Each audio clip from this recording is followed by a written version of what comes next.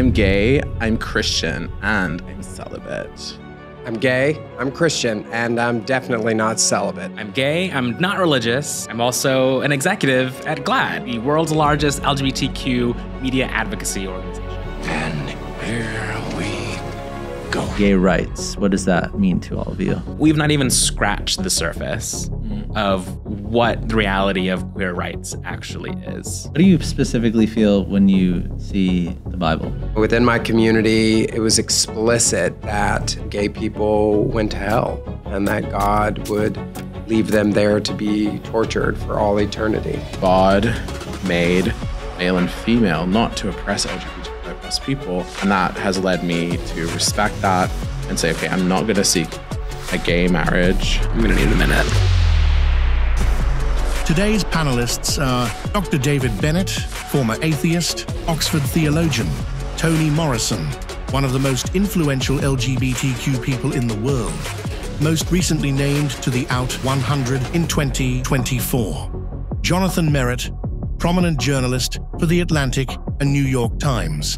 There seems to be a fluidity going on. You see some people who were in a straight relationship, now they're in a gay relationship. I think there's a big shift in this. I think even this kind of born this way concept is becoming very passé. So the language is obviously getting messy, right? Disney was obviously embroiled in controversy in 2022.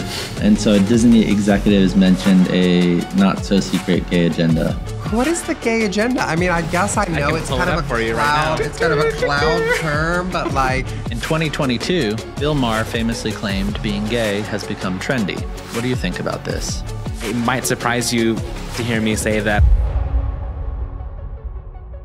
In New York City alone, over 4 million people attended the 2019 Pride parades. Love is Love is also one of the most widely used hashtags in the history of social media. This movement was originally born out of deep pain, a reaction to the way the gay community had been treated historically. At one time, it was dangerous to be out and gay in the United States.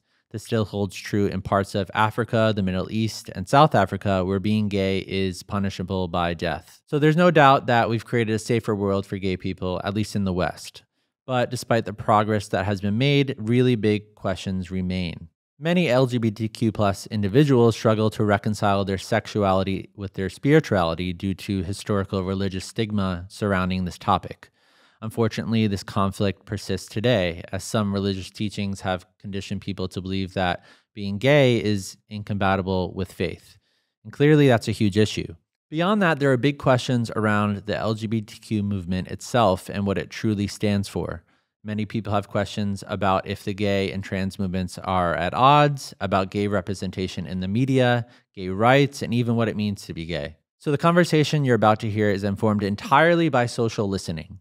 We've taken all the biggest talking points from the left, the right, the middle, everywhere across the political and ideological spectrum and fused them into one episode. Intentionally, all three panelists come from three wildly different backgrounds. Each guest has a different flavor of what they believe about sexuality and also spirituality. If we are going to have a conversation informed by cultural listening, we didn't want it to be an echo chamber, so it was important to get representation across all sides. Jonathan Merritt has been one of the most prolific writers at The Atlantic over the last 10 years and has also written multiple books, including a children's book that just released this year called My Guncle and Me. He identifies as a Christian and is looking to get married. Lastly, Dr. David Bennett is a gay activist, former atheist, and a theologian who spent the better part of the last 5 years getting his doctorate in biblical studies. He's a Christian, he identifies as gay, but also resonates with the term queer, and has chosen to be celibate. For us, it was important that all three panelists be gay. Sometimes a segment of the population that is straight tries to stir debate around this issue, but they often speak from a detached place, meaning a straight person does not have the lived experience of a gay person. It's like being a white person trying to talk about being black, or a man trying to talk about what it's like to be a woman. And while someone who is straight can be an advocate or an ally, they don't know what the internal reality is like of being attracted to the same sex. Our goal today in having this conversation is simple: to create something wildly different than anything that exists out there today. To see people who think and live differently come together in loving dialogue and build bridges. To try to make sense of spirituality and sexuality. It was also important that we ask some very hard-hitting questions. We dive into each of their personal histories and the historic mistreatment of gay people. We discuss why religious people have told the gay community that God hates them. We unpack some of the most troubling passages in religious texts like the Bible, which have caused so much confusion and pain over the years.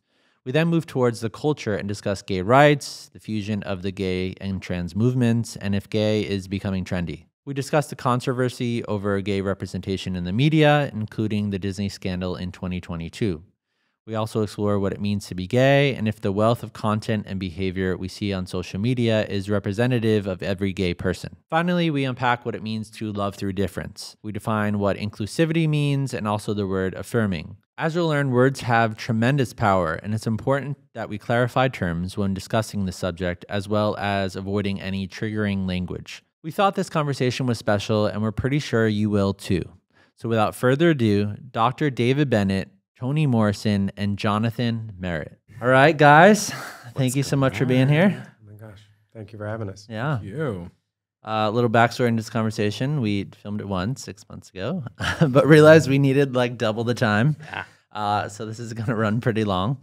And yeah, I'm just so excited that you guys have all shown up. I think it's exciting that there's a lot of difference in perspective here, both about sexuality, but also in terms of spirituality and religious experiences and stuff like that. And so I think it's going to be a very compelling conversation. And so I wanted to start with your guys' personal stories so people, will understand your background. So Toni, why don't you start? Oh my gosh. Share Start your- things off. Share your personal background with the subject of sexuality.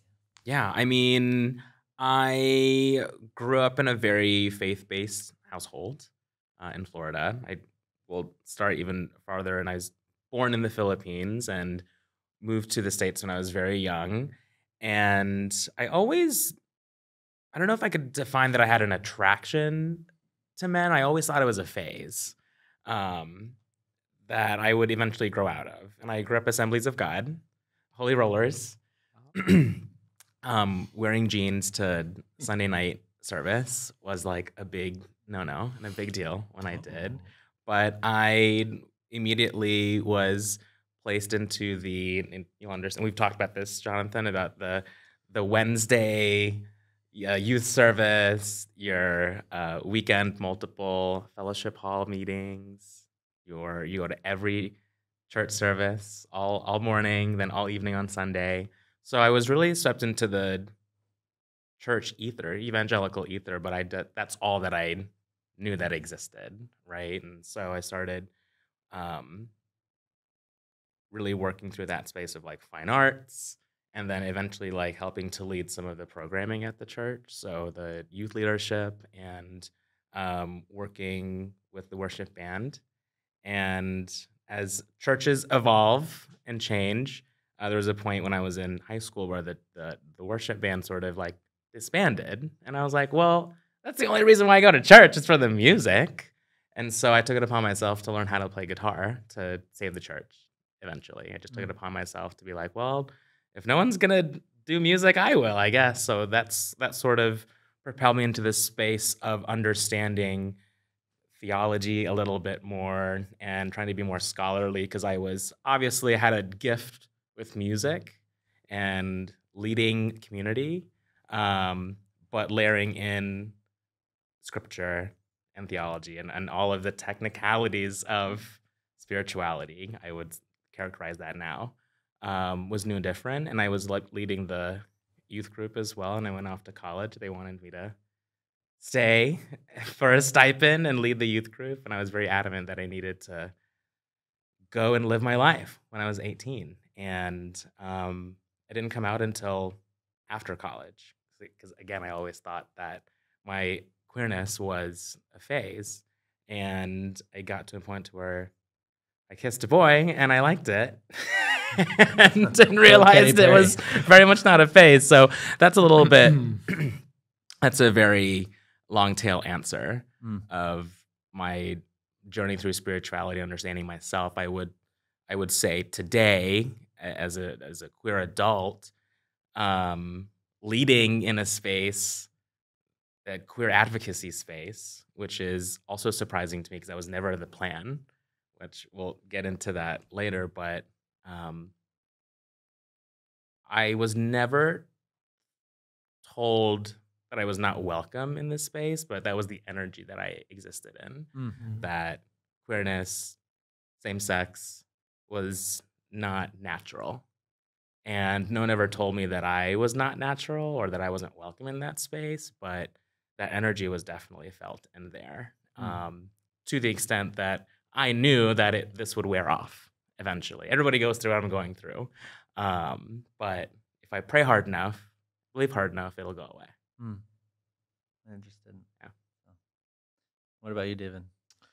Well, I was raised in an agnostic atheist home, and I used to laugh at Christians. Think, how could some of the most, intelligent, bright people in my life believed in this ridiculous God who allowed people to have these desires, condemned them for having them and acting on them, some of the deepest human desires possible, and then condemn us for that. Just made no sense. And it's like, how could you see that God is good? I don't see that. Yeah, so for me, Christianity made absolutely no sense. I came out when I was 14 at this Christian school. And, I was pretty effective at challenging the Christianity that I was around. And I ended up in a park when I was 14. And I had this gorgeous boyfriend who was from a Russian Orthodox background. We had a very loving relationship. And he said to me in the park, "Hey, David, I need to talk to you about something." I was like, "Yeah, sure, anything." He's like, "Well, you have a desire in you that I can't satisfy. I don't think any human can satisfy that. And I'm just gonna say it's strong." And I was just in my room and I found my baptism cross and I just felt like, you needed to have this. And of course, my reaction was, how could you give me a symbol of our oppression as LGBTQI plus people and call that a gift? Was he religious? No, he wasn't a Christian. That's weird. But he had that cultural background. But he identified as a very spiritual person, and so did I. But we weren't Christian. And so he put this cross in my hand, and I just remember being like, what are you doing? And then started going on this rant about the Bible and Paul and women and queer people. And he kissed me to shut me up. And a man pulled up on a motorbike seeing us kissing. And we were in a more conservative part of Sydney and threw a large stone against my back. And I remember thinking, I'm going to dedicate my life to destroying Christianity and actually destroying any Abrahamic faith because they all kind of seem to have the same problem. And so that sense of rejection that was right at the center of my anger and pain was very powerful. And it really defined my life. And, it manifested as this radical self-disclosure. When I was around Christians, I'm like, I'm gay. And if you have a problem with it, I have a problem with you. It's over. And and I think that eventually developed into a kind of vitriolic bitterness where I would see Christian things and desecrate them. I would tear down Christian posters at university and put gay marriage march posters on the top. I even went to a psychic and she told me that I was destined to be with Jesus, and I sent my very close friend at school to get her reading to see if she was an undercover evangelist. So there were these using this whole, spiritual thing as a way to try to convert people and expose her.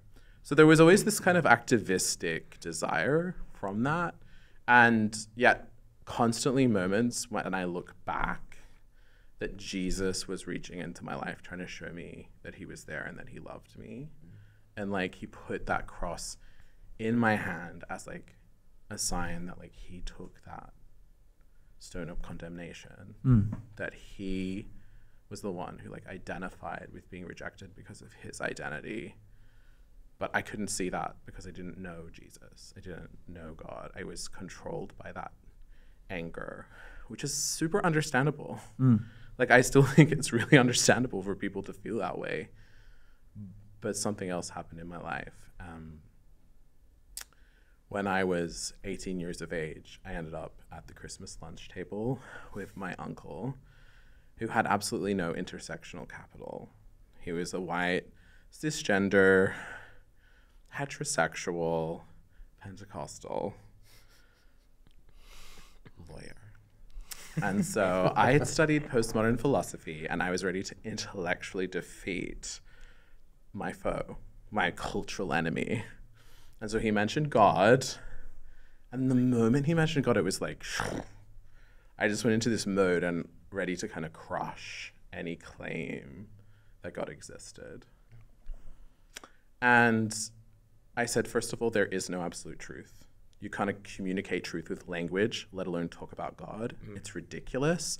And look at what the church has done to women, to queer people, to minority groups, to just like the crusades, to all the scandals, like the hypocrisy. Like, how can you even stand here and say God exists? It's just ridiculous. And can you stop brainwashing us with the deluded notion of living in the sky forever with a first century Jewish Palestinian carpenter? Like, it's not helping. Thank you. And so my uncle, mic drop. And then my uncle, you know, we're a Greek family, so everyone's like, oh, it's happening. We're talking about religion and politics. But so he was very gentle and responded and said, well, thank you, David, but there are a few problems with what you're saying. You just said there's no absolute truth. That's an absolute truth. And you just communicated that with language. So you doubly contradicted yourself. And the truth is not a concept. The truth is a person, and his name is Jesus Christ. It's like, easy for you, heterosexual. You know, like, I'm queer, I'm here, and I win. Okay, and then just like stormed out of the room. That's literally what you said? Yeah, well, that's my interpretation of what I said. It's probably slightly more formed than Bring what that I on really a t-shirt. said. That's right, and I'm queer, I'm here, and I win. And so my mother had become a Christian before this, and I had said to her, God or gay, make your choice. Basically, me or God. And she said, I didn't have to make that choice. And I was like, it's really easy for you not to make that choice. But I don't have that luxury, you know? Yeah. And the same sense of rejection and pain that was very understandable. And my mother didn't really know what to say to me except, I love you, and by loving God, I love you more deeply. And I wasn't satisfied. So I avoided them. You know, they had brought my mother to Christ, and she'd become a Christian, and I was so angry. So 3 months later, I end up in a pub in the gay quarter of Sydney, which was like fast becoming my home, where all my friends, and I was going across Sydney Harbour Bridge. I'd been very engaged in politics and like queer activism in student politics at my university. But I started to sense that like the political world was empty and people were pretending, and left and right were just hypocritical emptiness. And it wasn't satisfying me anymore. And I just had this hunger in me that again came back, that I couldn't find anything to fulfill it. No gay relationship, no friendship, nothing. It was just so strong.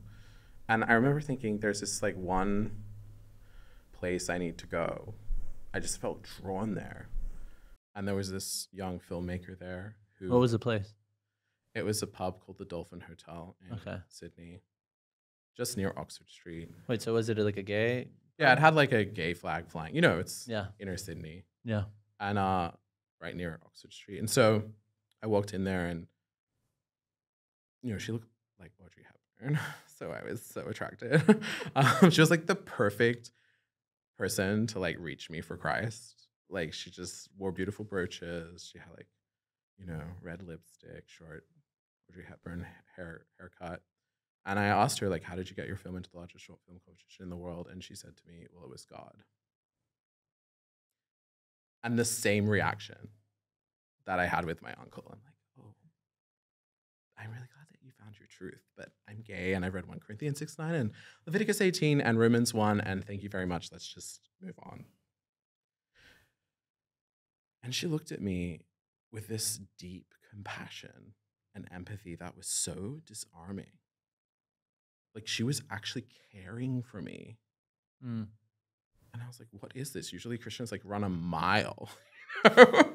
And she said to me, David, I don't know what that would be like. I don't really know the answer. And then she started to like go into this paused moment where she seemed to be like experiencing some presence. Mm. And I was like, is everything okay? Has someone spiked her drink?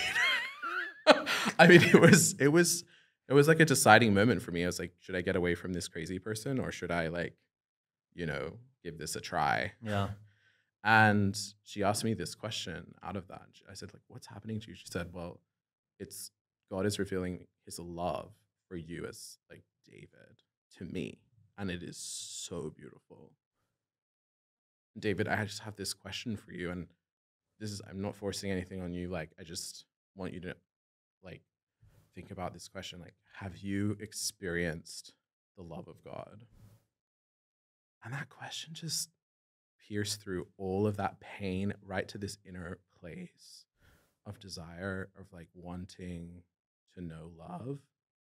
And I wasn't looking for God. I was looking for love. But in that moment, I found out that like God is love. Mm. And I heard this voice say to me as she started to pray for me, do you want me?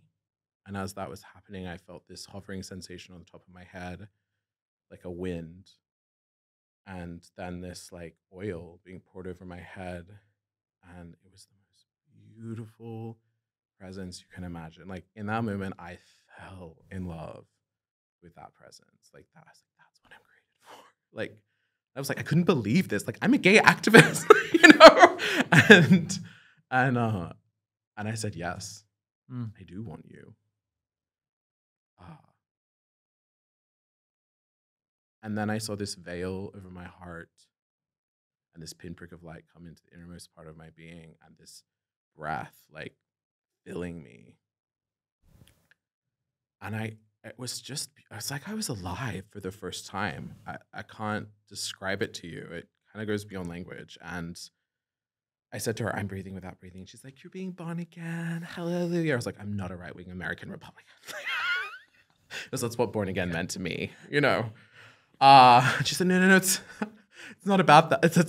It's about like your spirit being reconnected to God's spirit, because Jesus died and gave his life and shed his blood. And so now we're one with God, or something like that. I didn't really understand what you're saying, but okay. And then she kept praying for me.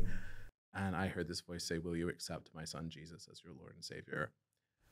I cannot tell you the loaded nature of that question, to hear that from this being outside of myself. Like, I had been a spiritualist. I had done like all sorts of New Age spirituality. I'd been a Buddhist. I'd never heard anything like this. It was a voice of a person outside of my consciousness. And it kept coming like, will you accept my son Jesus as your Lord and Savior? And in that moment, it was like having the mind of a gay atheist, but the heart of a born-again Christian. And I can't tell you, like, that's basically been my experience since that point. And it's pretty wild. Yeah.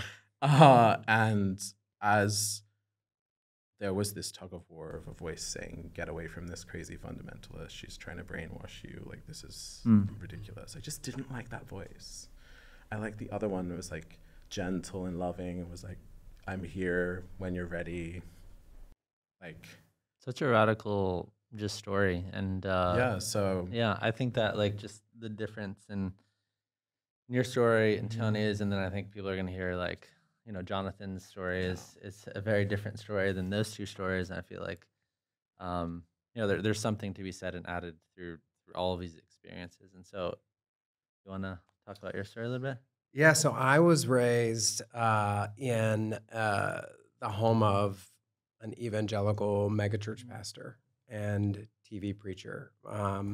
My dad was president of the Southern Baptist Convention, so you couldn't get much more evangelical than that. Jerry Falwell was a family friend. I really grew up kind of in the inner sanctum of the religious right, and in the height of the AIDS epidemic. So I was being bombarded with stories, really bad stories about what happened to gay people, both from within my community and also from the culture. So, within my community, it was explicit that gay people went to hell and that God would leave them there to be tortured for all eternity.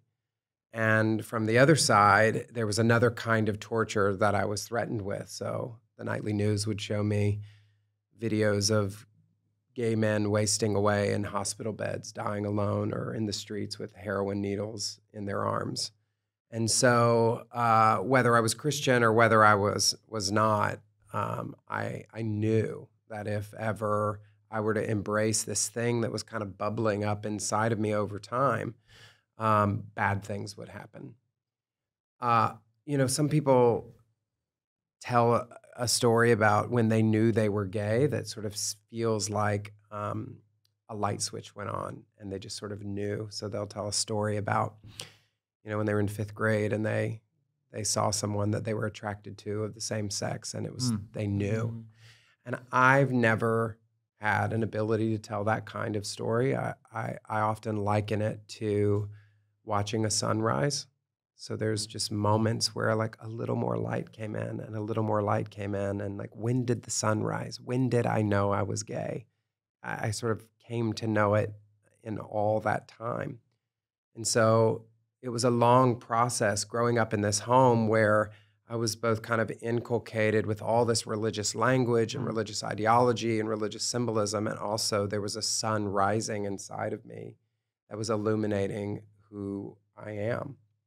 I got really entangled. I went to a Christian college. Of course, Jerry Falwell sat me down and said, "You're going to Liberty University, and you don't say no to Jerry Falwell when you're a 17-year-old evangelical." So I went. I went to seminary, Southern Baptist Seminary, and went to graduate school after that, and really came to understand that I was trapped. I was trapped between the faith that I felt like I was still choosing and this identity that I didn't choose, that had kind of chosen me. It was just who I was.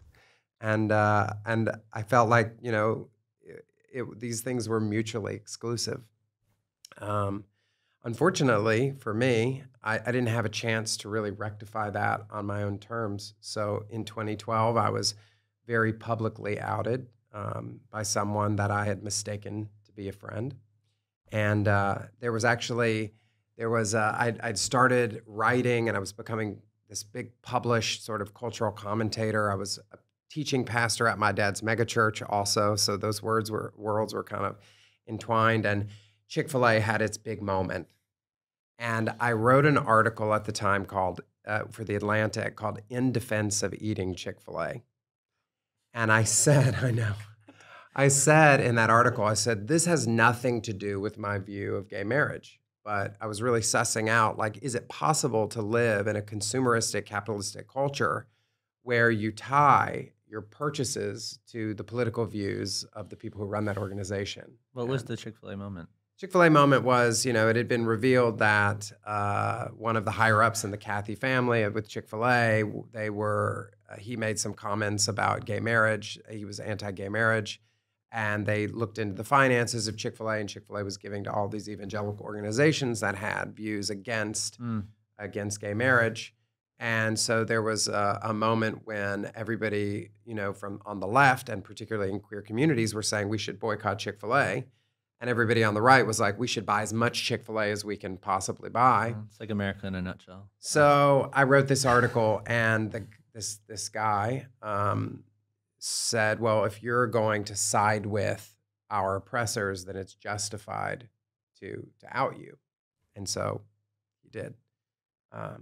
And for me, it was, I remember actually the Sunday after I was outed, I had to go before my church and confess who I was and what I had done. And it was crazy because my dad was sitting there on a stool and I'm sitting here on a stool, thousands of people. Like in front of everybody? In front of everyone. Thousands? Whole congregation? Thousands? Yeah, we were probably, at the time, I don't know, 3,500 people. Huh. And tell the story, and I'm weeping and I'm kind of confessing. And then, then my dad preaches this little sermon on the adulterous woman. So the implication sort of being, that I was the adulterous woman. And it was kind of weirdly compassionate, because the point is like, well, if only Jesus could condemn the person who did this terrible thing and he didn't, then therefore we can't condemn this person. So, and then of course you do it at 9:30, and then you got to do it again at 11 o'clock. I remember when that was over, I was driving home, and I had a moment too where I heard like the capital V voice inside of me, and it said, "You have to leave this place." And I knew it. I heard it. It was like, "You have to leave this place." And I didn't leave, because leaving takes courage, and courage takes time.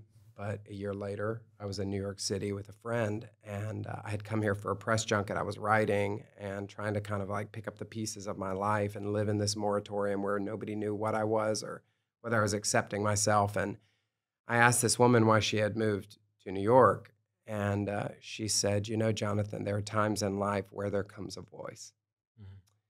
And it's a totally legitimate life decision to say no to that voice. But if you do, eventually it will go away and it will never come back again.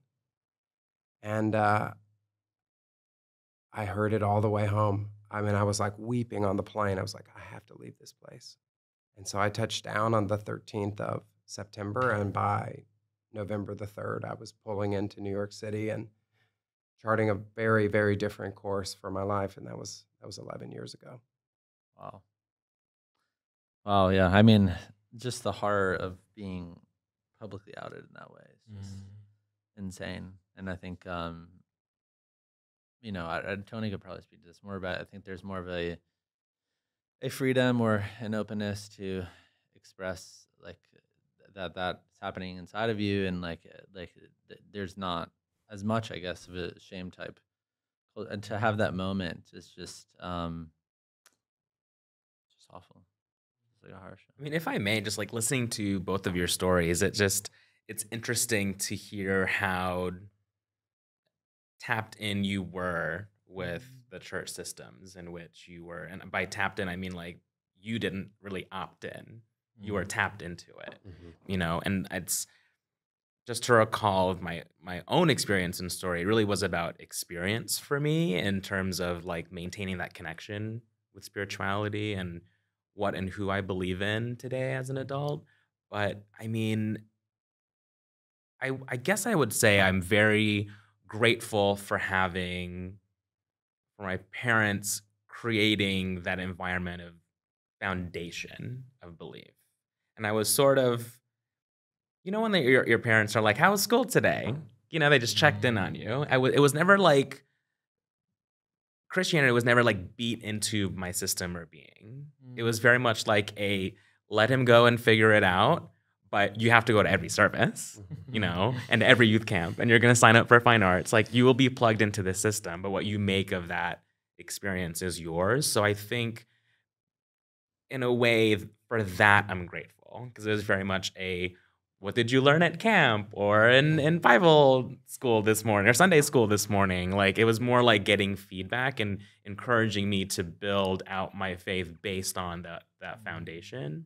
And I guess the reason why I connected so much with that evangelical ether is, I'm a fairly like upbeat, energetic individual.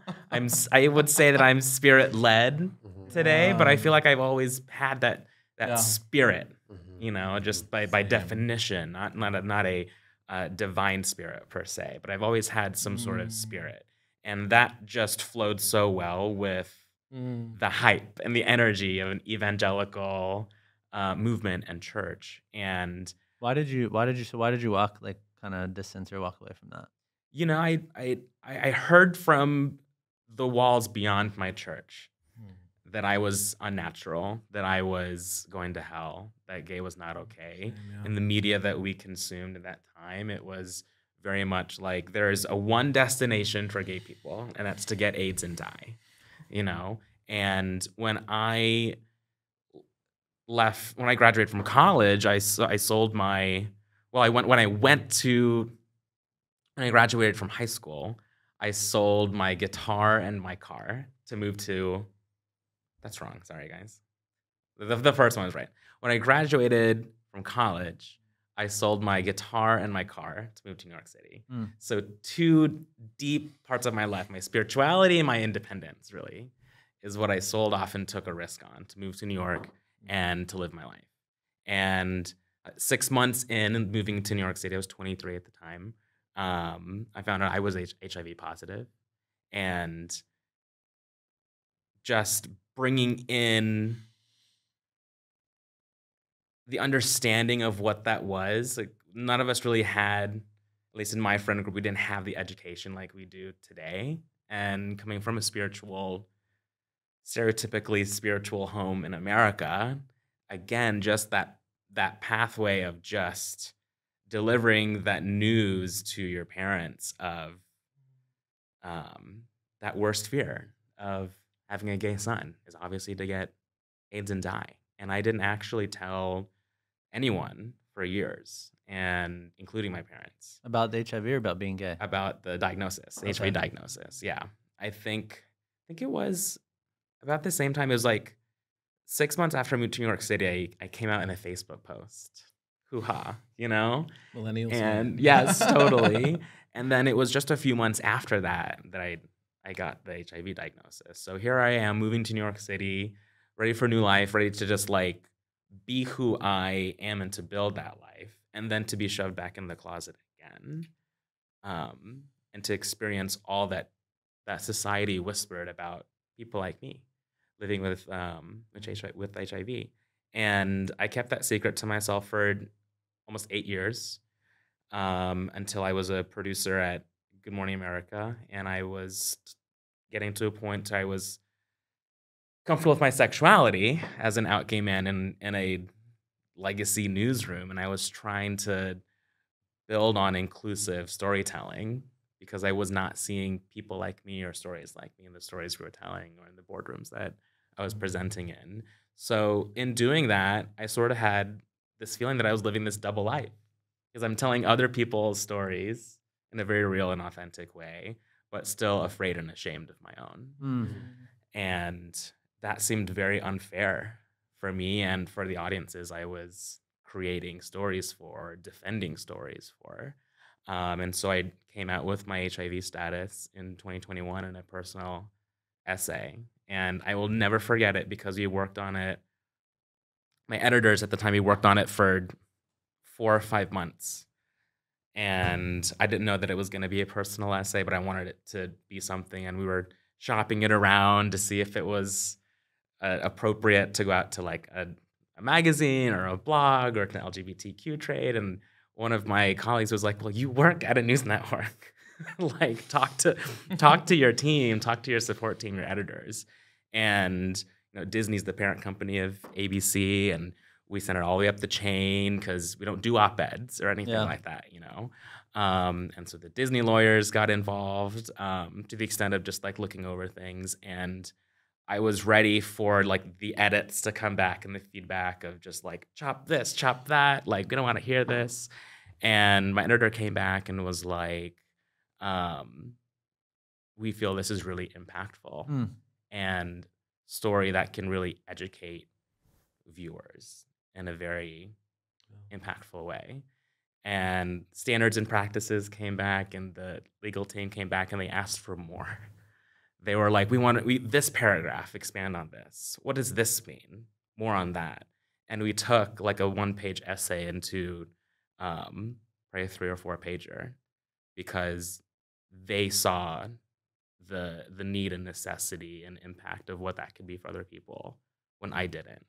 So now I live in this space of what I like to call compassionate storytelling because I had no idea the power of my own story. And to hear how other people are interacting with or be inspired with my story from outside the queer community is what has really moved me to be able to be comfortable saying the word HIV into a mic when I still sometimes have difficulty doing that. But pulling it together because I know it's more than myself. It's bigger than myself.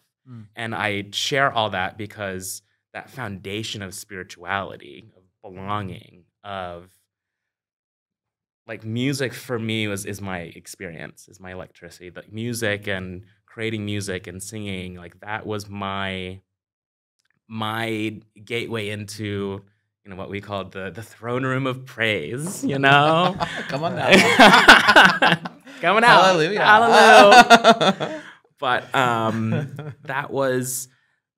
that experience I had when I was leading worship and connecting through song is how I knew and know there is a divine spirit. And I'd like to say that again, like I'm spirit led because I don't know. I believe that God, source, diva, whoever you want to call it, her, they. I believe there is an interconnectedness beyond gender, and yes. But that's my take on spirituality, and that's what I've built on because I grew up having an experience that I know for sure is beyond this giant rock that we are on, just floating in space. Yeah, that's really good. Yeah, I mean, in all of your stories, I mean, I sense like there's themes of, especially with what you just shared, like shame, and then you kind of broke some of that through sharing your story, and then also mistreatment in different ways. I mean, you had a rock thrown at you, like your entire thing that you went through, and so why? I mean, a lot of people have theories about this, but and there's truth about what has actually transpired. But why do you feel like gay people historically have been mistreated? I mean, one of the things I was really resonating with as I listened to both of your stories is the way in which people who aren't gay fear our otherness.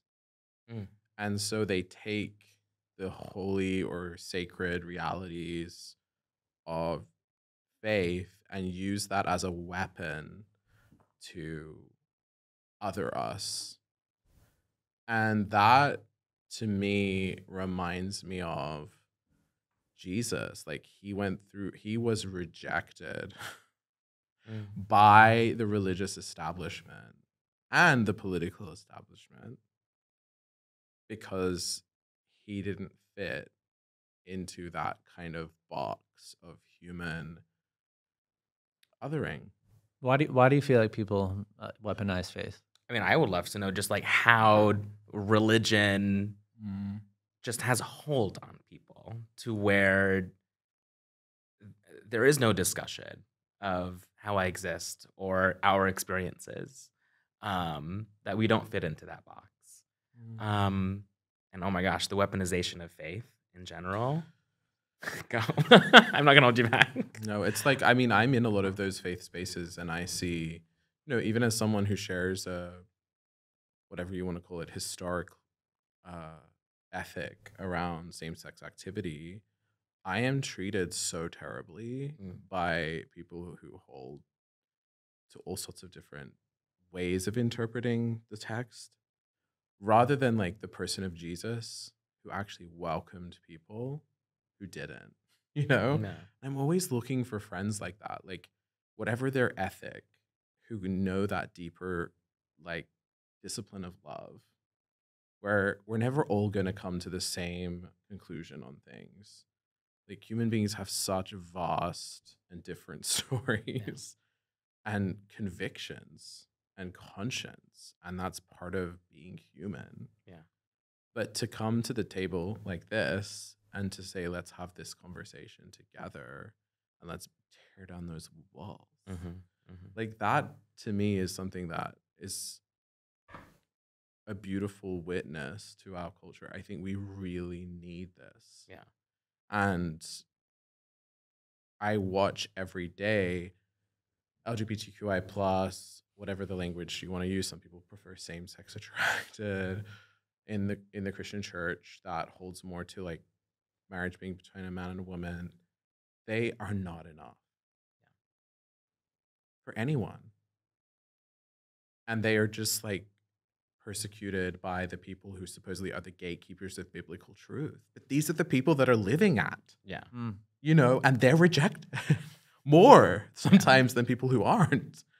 And there's this exposure that I think people like myself, we expose something in that world of condemnation because we show them there's a way not to have a idol of marriage and like this heteronormative, to use important word, way of living your life, and that can become an idol.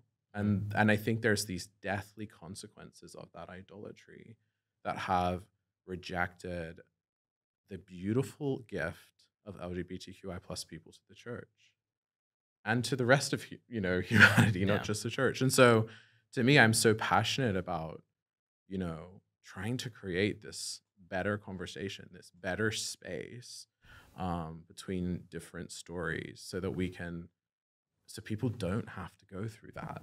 Yeah. Because it kills people. I mean, I remember I wrote my book, A War of Loves, and there was one particular person who wrote on Twitter that my book would kill people. I mean, that was just like horrible.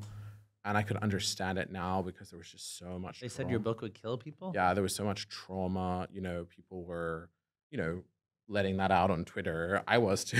Didn't you just go through that with your book when you released it, of the commentary on Twitter? There was quite a bit of that. Yeah. Saying what? Well, some of it, I mean, I wrote a children's book, so you get a lot of like groomer, pedophile. People will say Just because you're gay and you wrote a children's book, you're a groomer? Well, yeah. I mean, it's a book. I mean, pretty it has much a the argument.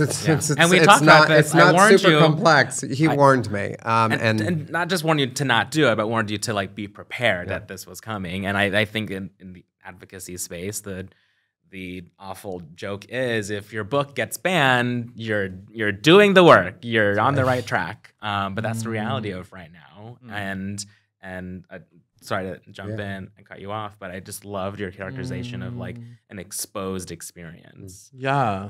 Because isn't that what faith is? It's just to shine a light on an experience unlike your own. Well, then I think like what you're saying as well about how you shared your story and so many people felt free, even who weren't queer or LGBTQI+.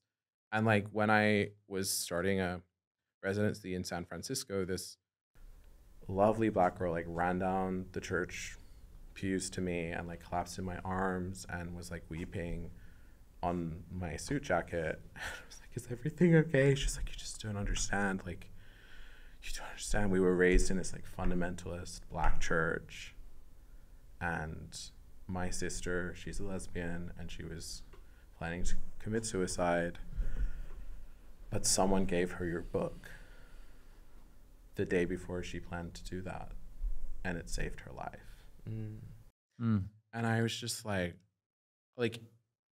if that is just, to me, what the Christian gospel is all about. It should be. And should be about. But what is this concept of freedom? When we go to a church, this is, I think, why faith is so easy to manipulate and to weaponize. It's what are you being set free from? For whom? Who am I giving the keys to, actually? When we're being told through our experiences that when I become free and when I'm in the driver's seat, I'm living my life wrong. But if I give you the keys? Who's you? The church. What do you specifically feel when you see the Bible itself? Like, what emotions come to? What a long book. It's a lot of pages. It's a lot of words. Where are the pictures? Where are the pictures? And I will say, listen, I did the Bible app and I tried to read every day, and I did the little competitions in Sunday school. You read the full. I don't think I've ever read the book front to back. I've tried many times. I'm sure I've read the full book between all of the church events. There's a lot of drama in that, though. Dramatic. Spicy. I know. I mean, I've read Revelation 10 times. So I know about her, but but I mean, Are we gonna gender the books now? I love it. I have mixed emotions when I see the good book because I see potential and I see guideposts for my life and where to potentially go for for guidance on certain elements of In like my a life. good way? In a good way, absolutely. Stories is allegory. Sorry. I don't know. Maybe the situation I was in last night with a group of friends is me and a whale. I don't know. You tell me. But I have mixed emotions because I've seen and felt the weapon that book can be as well too many times. What do you think, Jonathan?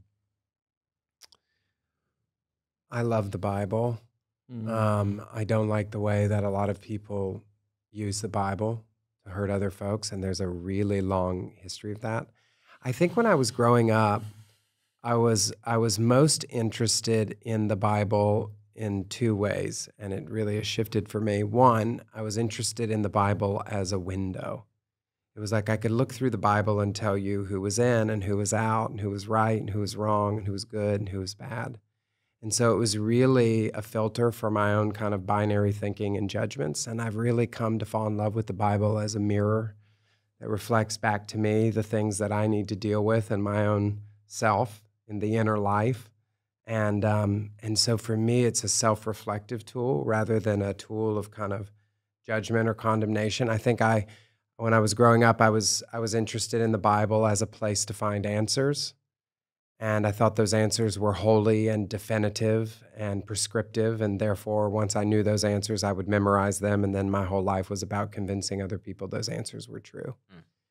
And I now find the Bible as a place of deeply sacred questions. And in a world that is full of violence and consumerism and selfishness, the Bible calls us back to questions of meaning and purpose and compassion and courage.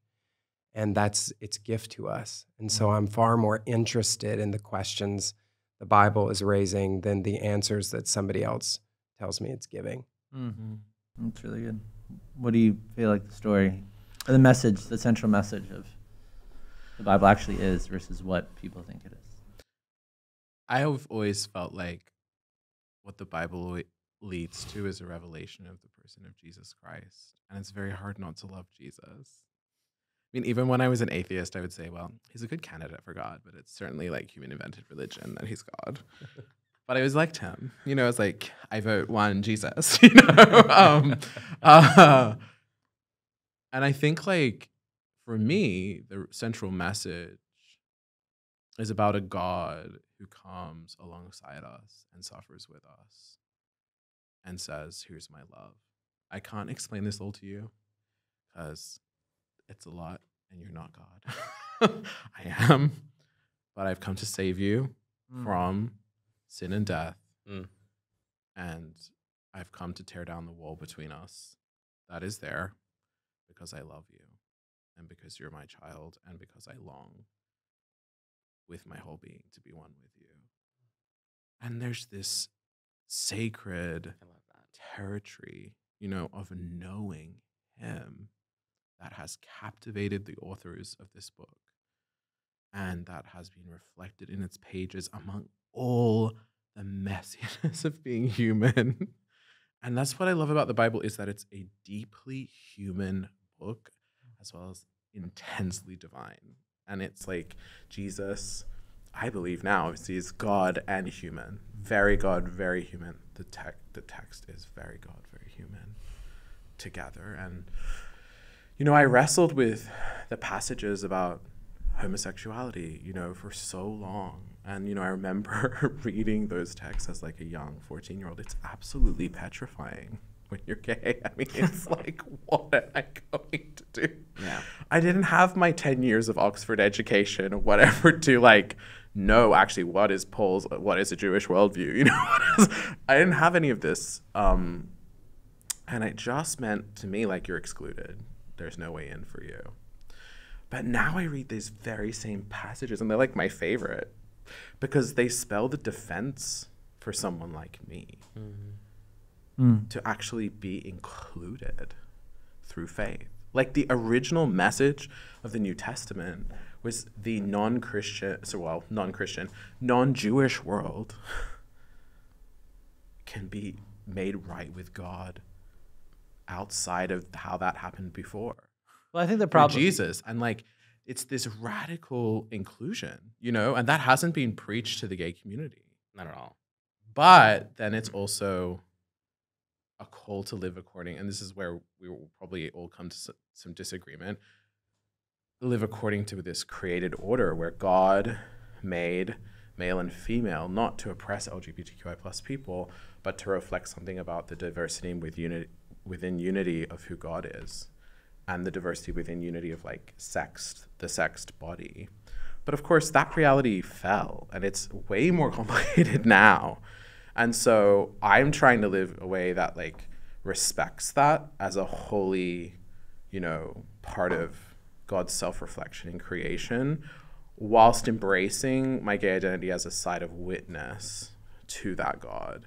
And that has led me to respect that and say, okay, I'm not going to seek a gay marriage.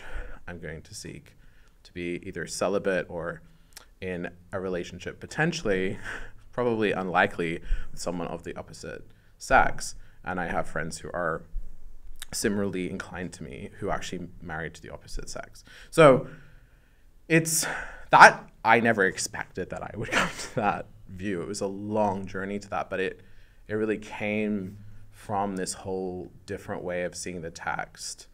That was the lens that I was given through the love of God, that like God gave me everything in Jesus, so I can give him everything. And I don't like to make that a judgment of other people that have a different conviction to me, to say, well, I'm more holy than you, because it can come across that way.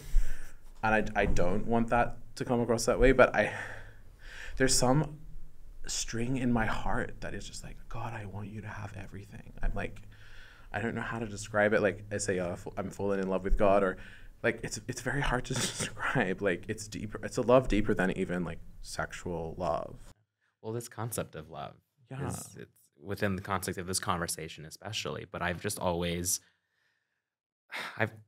operated under this belief that like if I myself as a human on this said rock, again, floating in space, if Toni Morrison is capable of love and acceptance of experiences other than my own, is God not capable of that also?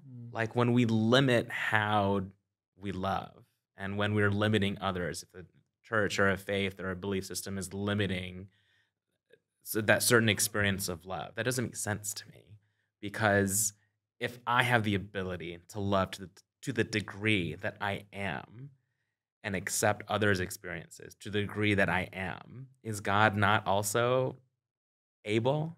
Yeah. So I think in that regard, we limit God, and that doesn't make sense to me. That doesn't connect the dots in terms of like that love and acceptance. Yeah, trope. I mean, I think, you know, and this is speaking from a straight perspective, but and you guys could tell me whether it's the case or not, but it almost seems, I guess, maybe from let's just say someone's listening and they're not religious at all, not spiritual at all, and they are gay. It almost sounds insane to them that like this ancient book from 2,000 years ago would be like dictating the course of their life in like present day. And so at some level, you have to have respect for you know, what people believe, right? If you actually believe that this book, because you mentioned the word divine form, right? Like this book is like a divine book, which insinuates it comes from a creator or God or whatever. But if you don't believe that, then hearing that is the foundation for like how you would live your life probably at some level seems pretty. And then influencing gay rights and influencing all this stuff. I mean, I think this is a hot take, but I don't see the Bible as particularly anchoring in my faith. See, I would say it's absolutely the anchor of everything. I could give it the highest authority. Why? Because it's God's love letter to humanity. And it reveals certain moral truths that I feel have caused society to progress in the most incredible ways. Like when you look at the world before Christianity, particularly, and Judaism, but Judaism obviously was within, you know, a particular people group. When it spread, it gave this dignity to human beings. Like women, slaves, people of different ethnicities. Like they became embraced as legitimate and equal in a way that was radical. And I think many people like Tom Holland have said like maybe not gay rights itself, but like the foundation of gay rights, the foundation of feminism, actually of human rights, I guess. Yeah. Human rights, yeah. But particularly these hard areas of difference, I think that's important to say, come from the scriptures. Like that's the foundation. And I think we got this cultural amnesia to say, oh no, it didn't. And of course, there were things in the Christian world that were against that and were a misuse and abuse of that text, right? But I also think there are features of the text that are challenging and don't fit with what we want to believe love is today.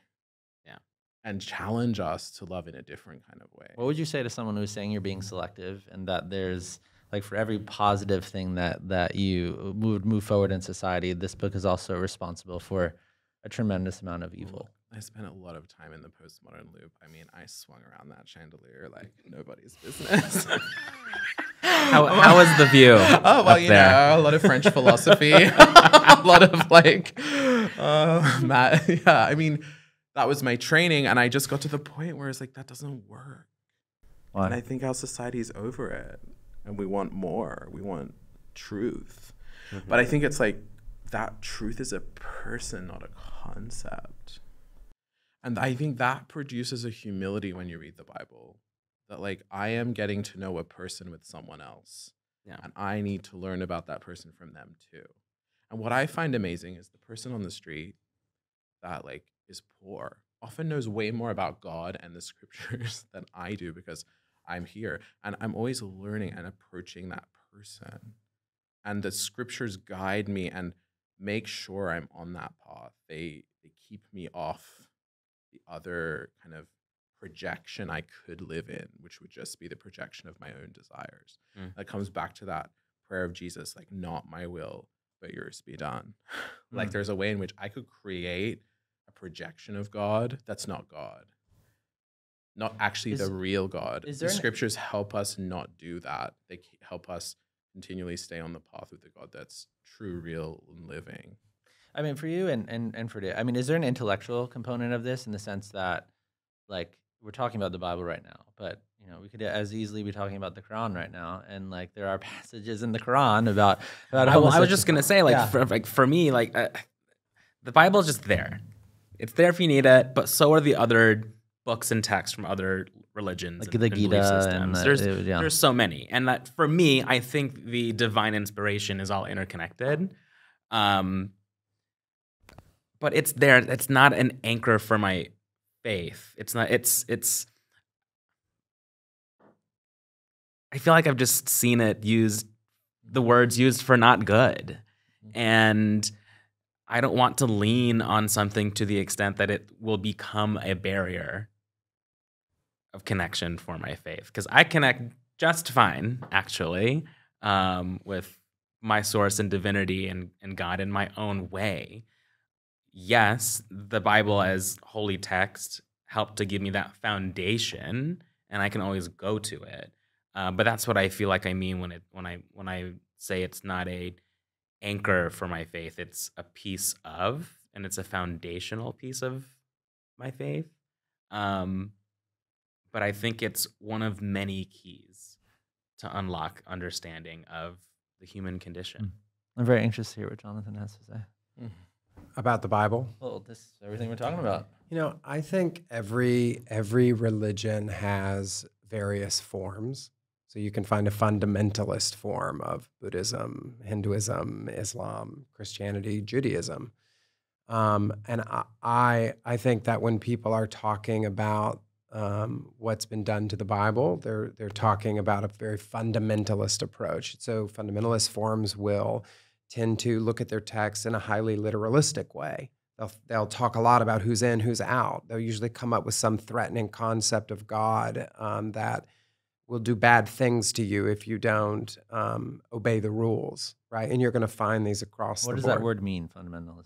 Fundamentalism is sort of a kind of collection or a constellation of ways of relating to your faith, and it tends to be very totalizing. It's a way of using faith to control. Mm. So the end of it usually tends to be control rather than liberation. Legislating laws, would that be an example of fundamentalism? It tends to be, usually you're going to get theocracies like kind of flow out of this. So you find, I mean, in India right now, they're dealing with like fundamentalist Hinduism in a way that with Prime Minister Modi, and we are dealing with the same fundamentalist Christianity and the way it's interacting with politics. So I get very afraid of fundamentalist forms of any religion. I think fundamentalist Christianity, which includes a huge portion of evangelicalism and conservative Catholicism, is very scary. It's very scary to me. And the way they use the Bible is very scary to me. And it's not scary because I'm personally afraid of it. It's scary because anybody with like enough sense to come out of the rain can tell you all the bad things that it's done. A lot of us, I think, have survived it in some way.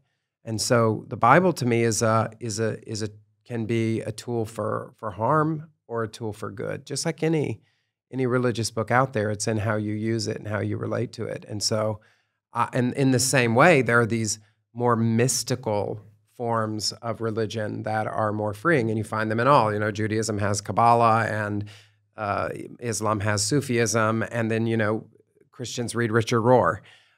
So we all have these like forms that are liberating and inclusive and capacious, and they're tending to look at like the meanings beneath the meanings, and they're not trying to create some totalizing system to control people, and they're not tending to like make kings, and they're usually not going to have some concept of hell where God tortures you if you happen to break too many rules or you don't say the magic incantation at the end of the Sunday service. And that I can only tell you, I probably can't argue as well as someone else what my point is against somebody who's, like an assassin for their own theology. But what I can tell you is I can give you, to use an old word, a testimony. And I can tell you that when I lived under fundamentalism, it was nothing but death. And it was nothing but oppression. And what I've experienced now, the liberation of this other way of being Christian. There are so many ways of being Christian. Sometimes it's like we can't even talk of Christianity. You have to talk of Christianities. There are all these Christianities that coexist in our world. And the form of Christianity that I practice, the way that I relate to the text, is liberating. And, the Bible is pretty clear, like, you know whether you're using it well if you just look at the fruits, and if it's love and joy and peace and patience and kindness, as opposed to exclusion and domination and control and power and anger, which is what you see coming out of fundamentalist forms of religion.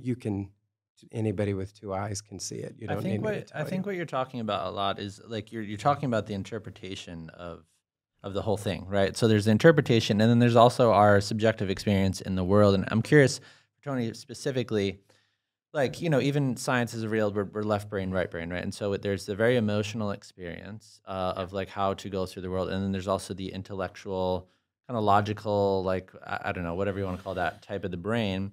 And even with trauma victims, if you look at brain scans, right, like if they're traumatized, like there's actually like a part of the brain that literally shuts down. And so you have people talk about their trauma in ways that are very like stoic and like detached from it and like it didn't even happen. And then you have people that are very, very emotional about it. And the reason why I bring that up is because if you look at this, let's just say the Bible or the Quran, right? So if you intellectually, for some reason, like you looked at evidence or like have went through a lot of different arguments intellectually, the book itself, before we even talk about interpretation or anything like that, you just look at the book itself and you believe this actually is divine, that it actually comes from a divine source. Does that hold any weight for you, or it still wouldn't hold any weight? The thing that created us like made this book, so it has more weight to me than not. Yeah, I feel like it began that way. Yeah. And we fucked it up. Yeah. Sorry. I mean, there are documentaries now. There's a film, 1946, that's going through the festival circuit now that has strong claims about how homosexuality specifically was mistranslated, and in some regards on purpose to harm and exclude. And when you look at the scope of, I work at GLAAD, and GLAAD is focused on elevating and making sure that LGBTQ people are represented in media, TV, film, gaming, news, all of it. And when you look at the evolution of queer representation in media, The Celluloid Closet is a great documentary to watch from Vito Russo as well. But when you look at the history of gender bending representation in film alone, you'll see a very What does that mean? sharp difference. Gender bending? Just to see non-traditional roles of men versus women. You would see it in black and white or audioless movies from back in the day. From black and white movies, characters, men who are more effeminate. Yeah. Makeup, drag, very expressive. El Dorado, which is on Netflix, is a great documentary also to watch. El Dorado was a bar club in Germany that was very progressive, forward-thinking, queer, and around the world wars, the 20s, 30s, 40s, there's a clear and sharp decline and change in how men and women are not only portrayed in media, but also restricted from being portrayed. And we're seeing that now with, how TV and film, just in the US, is regulated, and books as well. And not only what gets to go out, but who gets to create that content as well. Yeah. So just to dovetail back to The Good Book, I feel like, yes, it started out that way, the divine, and what it has evolved into itself, that evolution itself is up for interpretation. Not to say I distrust the book overall, but that's my experience when I say it's just there. If I need it, it's there. But it doesn't hold a huge bearing or anchor into my life. Yeah. Other than helping to build that strong foundation for myself and to help create that ability to connect to that higher power. Yeah, I mean, I think that's so powerful. I mean, one of our main values as a company is like nuance, and so piggybacking off what you said and what you just said, I mean, there's the book itself, like just sitting there, and so you could sit down and you have all these intellectuals come into a room and debate about the divine origins or the not divine origins, right? And so that's there, but then there's also what Jonathan just said about the interpretation, the weaponization, the behavior around the book. And it makes perfect sense on like how the entire book is then ruined if it's just like completely weaponized in like a very like negative and like oppressive way. And so that just makes total sense of like how people would want to run as fast as they could outside the door, away from the book. I mean, I'm curious to what you think on this whole intellectual. Yeah, see, I use of the really book, all that think stuff. there is only one way to the Father, to the revelation of God, and that is through the person of Jesus Christ. And that the only way to read the Bible is through the person of Jesus Christ. And if you get any idea of God that doesn't look like Jesus when you're reading the Bible, that's not God, in my view. The problem is there are many Jesuses in people's minds, and that's a very hard thing. Who is the real Jesus? And I think we need Scripture to move the other way to help us, like, make sure we're not, again, inventing a Jesus that's not the actual Jesus. Like, if you look at Nazi Germany, I mean, it is absolutely atrocious. You cannot think theologically about anything if you have not wrestled with this. A supposedly Protestant, Christian, partially Catholic nation allowed a leader into power who killed 6 million plus Jews, 200,000 plus LGBTQI plus people, etc., believed they were saved, but never really understood that Jesus was Jewish. I mean, that's crazy. That's what happens when we denigrate our biblical education. That's what happens when we don't let the Bible be the authority. When we denigrate its authority and say, oh, well, it's whatever you feel in your prejudice is the case. And I think that's why Jesus says, no, I'm the only way to the Father, not some invented other figure. Me, this Jesus, who gives his life to love the whole of the world. Not to come and condemn the world, but to save it. That, for me, is the most compelling vision I found of truth. It's within the scriptures itself, and it needs to speak. But it gets covered over by all of this power and prejudice and othering, and and for me, part of it, and this is really hard for us as LGBT people, we have to come to this moment where we're like, how am I going to solve the Bible question? And as much as I respect that the word homosexuality is extremely complicated, we have to remember that science actually invented the idea of not necessarily the concept of same-sex desire or activity, but this pathological thing called homosexuality. What do you mean they invented it? Well, it was coined by science. There's a concept of like same-sex attraction, love, sexual activity that was there all the time. But this like scientific thing that needed to be healed, that actually doesn't really come from Christianity, essentially. I think the church was complicit partially in bringing that in. But it was science that actually said, yeah, let's lobotomize these people, electroshock therapy, let's try to change them. Evangelical Christianity, at least when I look at the British narrative, was what helped bring the abolition of slavery. That was about people all being made in the image of God and like recovering that message. And so for me, that's why I identify more with a kind of high view of the Bible. And that's why I said I'm going to give up my sexuality in the way that I want to live it out and decide to give that to God and let him take the wheel with Dolly. So like I think for me that was the kind of wagering of like, I don't want to worship a God that is my own invention. I really want to worship the God I met and love that God with all that I am. And that's a very personal thing. But I do believe that's what the Bible calls us to, and that's the life Jesus lived. And I want to live that life. So, Tony. Lots to unpack there. In a good way. But I do love that you mentioned, having experienced that God that you met. And, there's so many inclusive churches and belief systems today. What does inclusive mean, by the way? What does that word mean? For me, it's all welcoming, right? And it's I'm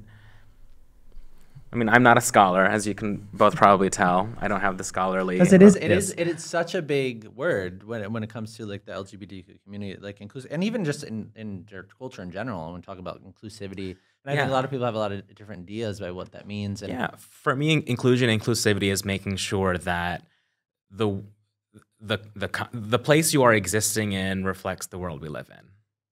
Are you living in reality? Is everybody at the table? Does everybody have a voice at the table? Are we making decisions at any level without every possible experience represented here that will impact those experiences in people? Inclusion is making sure that everyone has a sense of belonging and everyone feels like they belong. Beautiful. I think for me, I'm sorry, I don't know if you were going to continue. I was just going to add that, I obviously I love that there are inclusive churches. There are places of faith where people can feel that they can belong and they can reconnect with a space that they felt maybe was taken from them or they were denied. For me, that's great. I'm not personally like going out of my way to find an inclusive church, and that's because for me personally, I feel like I spent more time in my church growing up trying to fix myself and to become perfect and to become that image of not God, but to become that image of what the church and society told me I needed to be good, to get into heaven, to exist in life without being hated on. And I didn't find God in that. I found and met God after I left that church. And what I guess what I regret most is that being able to find God in the place where I found faith. Because for me, God and faith are a little bit disaligned, but to be able to be disallowed to experience and find God in the place where I found my faith and foundation, that was taken from me. And it's not to say that I go enjoy your inclusive churches, but like that experience was already taken from me. And what I'm looking for now is community. I have connection. What I'm looking for is community. And I mean, I felt like when I became a Christian, I didn't really want to go to a progressive, inclusive church because I just felt like it kept compromising what I saw was quite clear. Can you define those terms, progressive, inclusive? I mean, churches will say we're progressive, and they'll say, the text doesn't say this, it says this, and then I will read the text with all my lenses on and I just cannot see what they're saying. And that to me was not dignifying to me as a gay person. It was trying to force feed me something that my mind could not accept because it didn't make sense, But then I went to the conservative church and I didn't fit there because their view of the Bible also had massive issues. And there was homophobia, and I was like, no, thank you. And then I just had to find this path of what I suppose I call now rarefied orthodoxy. And I realized there were all of these incredible Christian believers throughout time, like St. Francis and Luther and the mystics, this amazing family of God that all found that deeper path where it was about giving yourself to God and this absolute loving, but also respecting the holiness of who God is. And that for me, that respect of the holiness of this idea that there's a created order, that was an important component to make my faith real. I think that respect is what's been lost. Yes. To be honest, because what is the church's obsession with authority and power and the license to say, if you don't fit into this box or if you don't convert, or else, that to me is the disconnection, is where did we lose the respect for God? Well, I think that when I think about the power aspect of it, right? Yeah. And even when we talk about the gay rights movement that has transpired, right, in 2015 is just this hallmark year, obviously, that gay marriage got legalized. And so there is the church community that you're part of, and then you zoom out and there's an entire country, and how do you run a country with rights and all of the stuff around an issue, and how do you actually have a process of going about what you determine those rights are and what those rights are. And so when you all hear the term gay rights, what does that mean to all of you?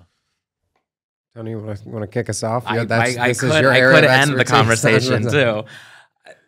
Queer rights is liberation, and I think that when we are liberation is what?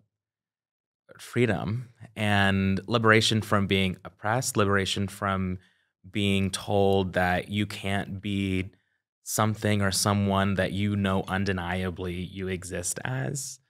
And we have this obsession to legislate in a way that restricts in America. Find me a piece of legislation that allows people to live a better quality of life. Because expanding rights and freedoms for people, a group of people, any group of people, doesn't take from existing ones or another group. I don't understand the threat of your rights when other groups of people gain more. And if we are really leading, we really just have to be in a place where we are legislating, creating policy that allows people to live a better and fuller life. And I think the myth within the LGBTQ rights and movement especially in the US, is that we got marriage equality and we're good. No, that was just one brick of this huge wall that has been built against LGBTQ people for years. And the reason why I believe we are in this massive, important moment around transgender rights and making sure that transgender people are heard now is because we didn't take care of them 20, 30, 40, 50 years ago. They didn't have a seat at the table. Within our own movement, we didn't move with equality. We moved with certain goals, and obviously marriage equality was something that we could all rally around, we as a country, not just the queer community, but because it's obvious, shouldn't everyone get a chance to love and love like you do with your wife? Shouldn't we all have that same shared of fairness and equality and love? But just the idea of like walking through a neighborhood and with the idea like, am I dressed appropriately? Am I dressed masculine? Am I going to attract attention based on the flowers on my shirt? Am I going to get a brick or something thrown at me from behind? Which is an issue of safety at the end of the day. Right. Yeah. How many times a day do you walk around thinking that just around the city? Not often. That is a constant. Yeah. I have to, when I get in an Uber, I have to make sure that that person, that I'm talking in a certain tone or in my podcast voice, maybe that I am right now, that I'm not cleaning out with my girlies, you know? There are certain elements of existence where queer people are simply not liberated from because what you experience as every day is, quite frankly, an injustice for some people. I think for me, you know, coming into the gay rights world and fighting myself for gay marriage rights. In fact, I was part of a group that fought just for the right to have a like legal partnership in Australia. Like that's when I became a Christian, that's what was going on. Like we weren't even talking about marriage equality yet. And I just feel really grateful to the gay rights movement that I, as a gay person, can have the right to follow Jesus in the way that like my conscience tells me, and that I can be counted as part of the LGBTQI plus community with that, so that the full range of like optionality is allowed. But I think there's so much trauma around these rights because they were deprived from people for so long, and there's such horrible stories of like just deep and disturbing violence that used religious truth and abused it really, and it was to undermine those rights. And so I think for me it's interesting, like I see myself as part of the gay rights movement in what I do, advocating for people who have a religious faith and want to live within the kind of orthodox reality of that as they see it, without having to like step on the toes of or cause in any other way oppression to people who don't. Yeah. Like, why is that not possible? Why is that not being allowed right now? Why do we have to be pitched against each other? Why can't we say there's actually a way to coexist? No. And for there to be a whole bunch of gay people in the quote unquote, you know, I don't know what the right word is here for people like myself. Yeah. We have in-house gay Christian language, side A, side B. You know, we've talked about that, which just means, you know, either for having a gay marriage as a Christian or not, you know, within the church. Like, what would it look like if there are a whole bunch of gay people who are advocating within that part of the church for, you know, not worsening the prejudice and the hatred and the homophobia that is often leveraged against people who make a different choice, and the opposite way. Yeah. Like, what would that world look like? Well, on the topic of marriage equality, also, like it's in terms of specifically here in the U.S., like what is marriage equality equal exactly? Obviously, it's a union, but it impacts how you're taxed. It impacts, how you plan and build a family with loans or what else. It impacts if you're allowed in a hospital room or your partner's dying deathbed or not. The list goes on about what is marriage equality exactly. And marriage equality was such a huge deal because it was the barrier for so many just simple things of experience between two people who just love each other that you take for granted. You don't think of, if your partner is sick, like you're not going to be allowed in the emergency room with them. It's so funny that the marriage thing. I mean, so one of the guests that we had on a few months ago was a divorce lawyer, and so, and he was an advocate for gay marriage. But it's like we live in this culture of, I don't know, contradictions, because he was just talking about how so many people don't want to get married now, and they find the marital union to be oppressive in the sense that, like, the divorce rate's 50%, and then if one person is making more money than the other person, and then you have a separation, and then there's kids, and there's who gets what and whatever. And so why do you feel like so that part of society exists, and it's very real, where people are adverse to marriage?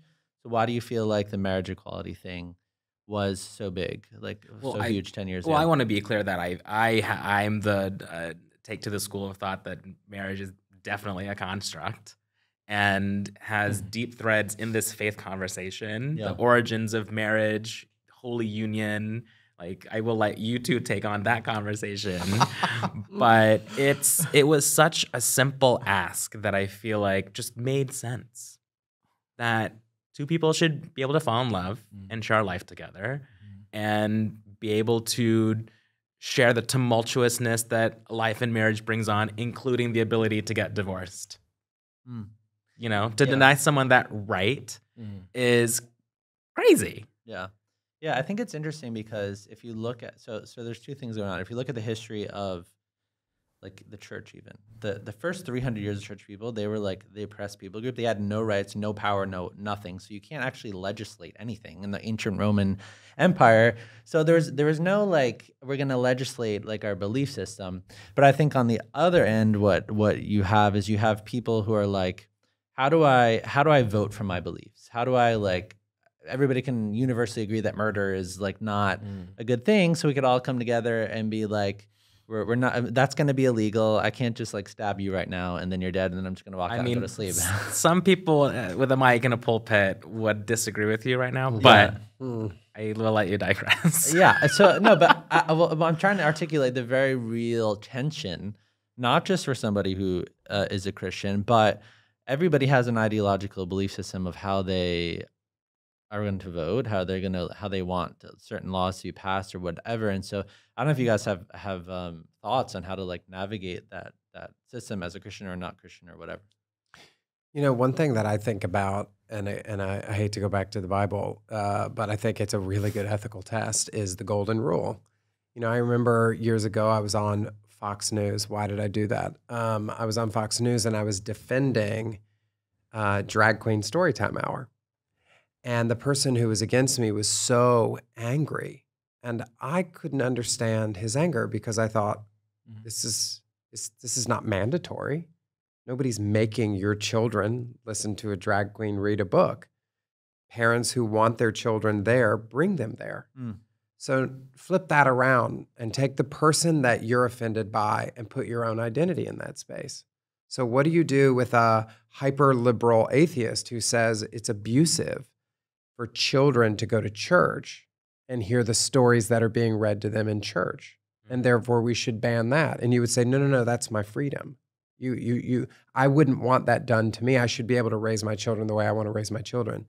That's gay rights, is saying, that's right, a queer person should be free to do what you are already free to do.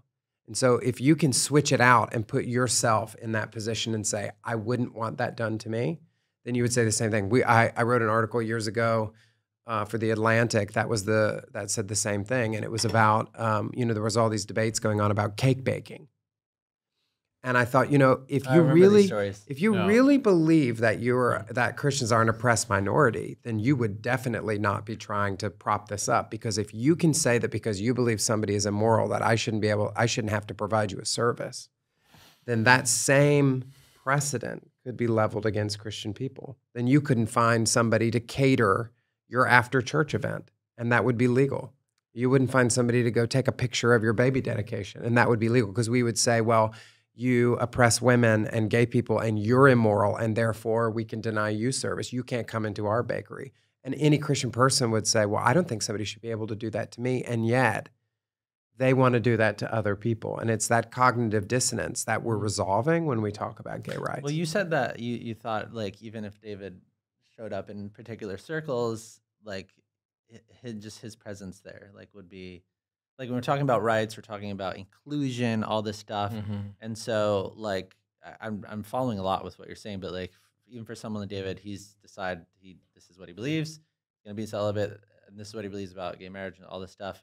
Like, does that also go, like, the other way, like, in terms of, like, having a seat at the table and just being able to be part of the group, like, if I believe something differently? We know I agree with Tony. I thought did a good job of explaining what inclusion is, and then I would always add a little asterisk there, because the question is should, when you invite, you say, oh, we need a Jewish person at the table, do you also let a neo-Nazi sit at the table? Do they get an equal say? And James Baldwin had a way of kind of resolving this, where he said, we can love each other despite our disagreement, so long as our disagreement is not rooted in your oppression of me, or you're wanting to eliminate who I am or what I'm about. And so that's where it starts to get kind of like, there are limits to inclusion, because there are some people that they're bringing violence to the table. They're bringing discrimination to the table. And so there are limits to inclusion and tolerance, where actually including someone else eliminates the possibility of inclusion, and therefore there are those limitations. So I would say in certain cases, and this is what we don't always acknowledge, because we talk about inclusion like it's this everybody is welcome, and it's like everybody is not actually welcome, right? Like somebody who is a racist, right? Who's like an outright racist, who thinks that people who have different skin colors are like animals or lesser beings. Well, that person can't have a seat at the table. And so that's the conversation of inclusion that we often don't have, is who doesn't get a seat. And I would only challenge you there as an asterisk for the asterisk, is by the double asterisk. By limitation, it really is accountability, a lack thereof. And if you're going to bring in diverse voices that are maybe controversial or controversial in thought or in existence, you have to be accountable for that decision or for those thoughts and beliefs. And I think that what's happened with the idea of, we can all get along but have differing views. That's great. I can say what I want, freedom of speech, but you have to have accountability for what you say and how you exist and show up in the world. It's where we're at now is a free-for-all, because no one wants to be accountable for anything. But I think that, like, that accountability ultimately is God's. And I think that I've seen fundamentalism of a progressive kind, and I've seen fundamentalism of a conservative kind, and they have a very similar nature. There's an in and out group. There's an othering. There's they're the demons, we're the angels. Just go on X.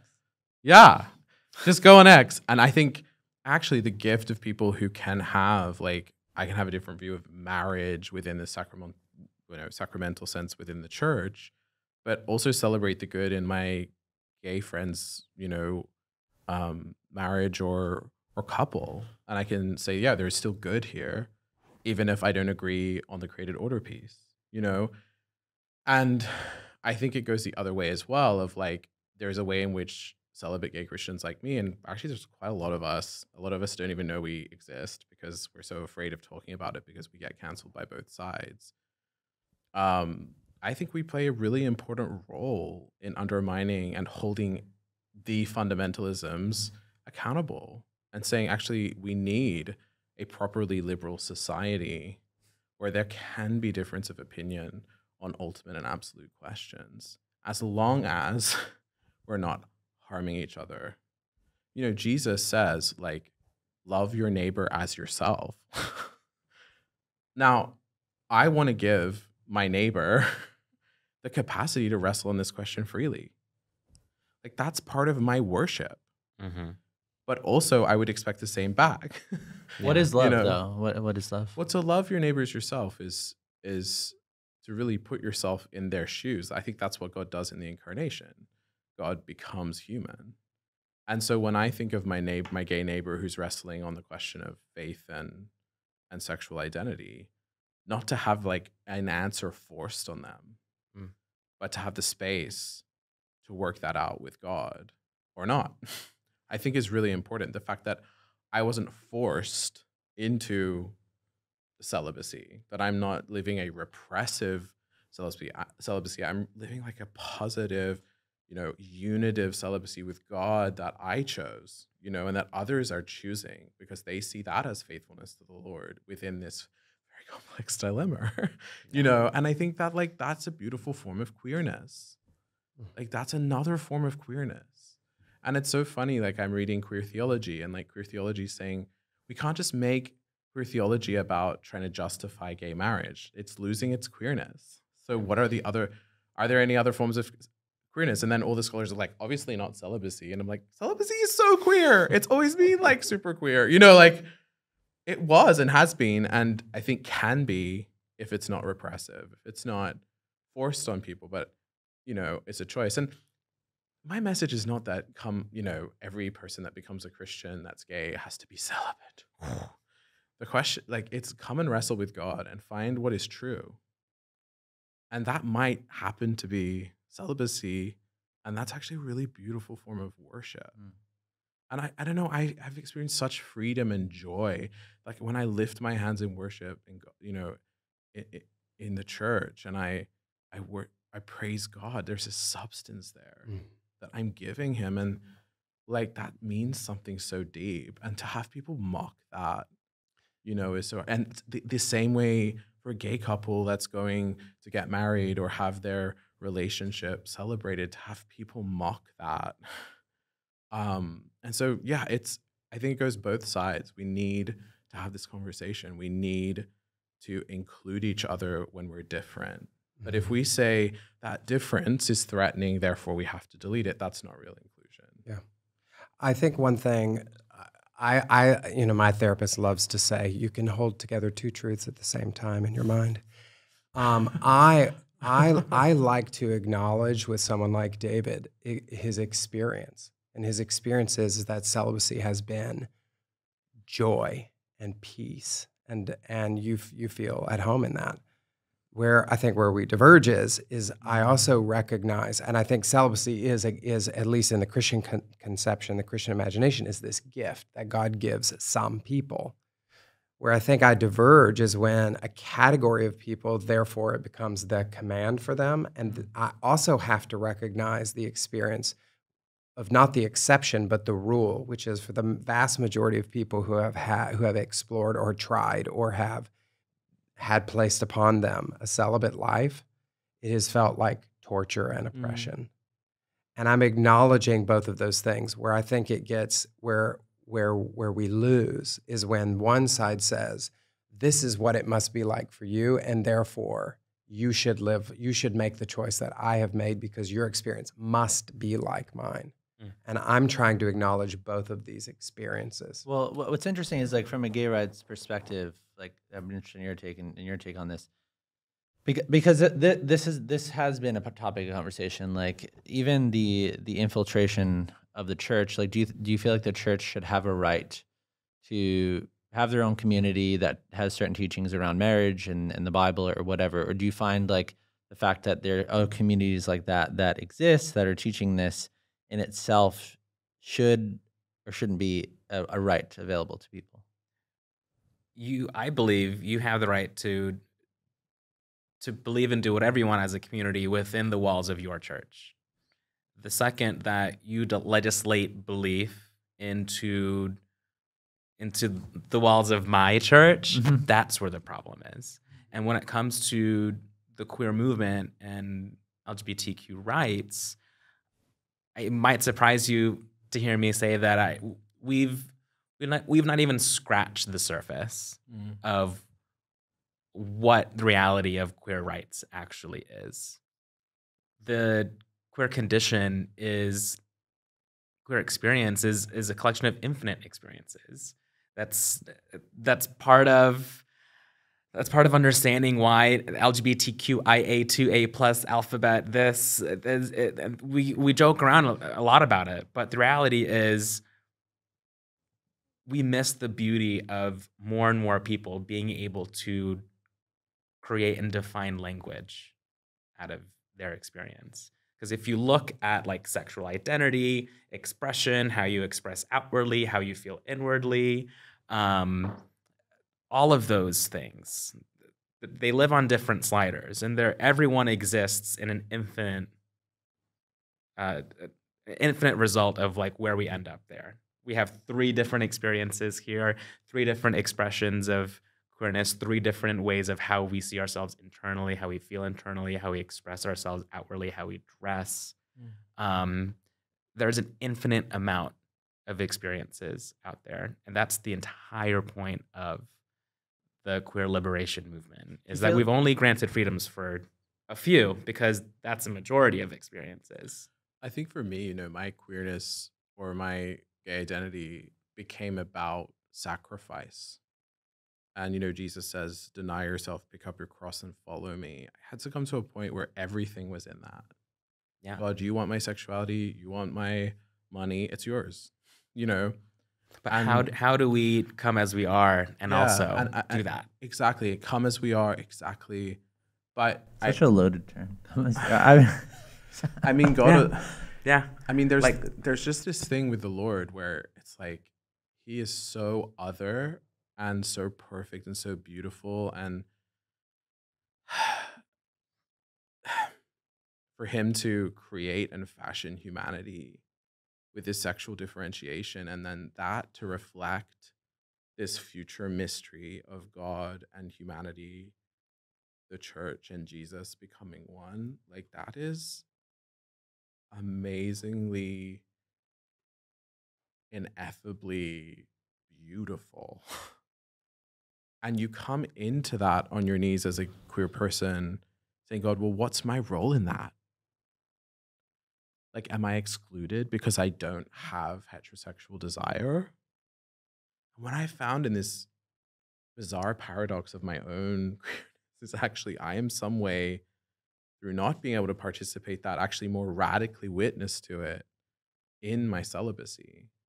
And I think there is a fundamental difference between gay and straight people. Like, straight people do not wrestle with this misalignment with the created order. They can get married if they want.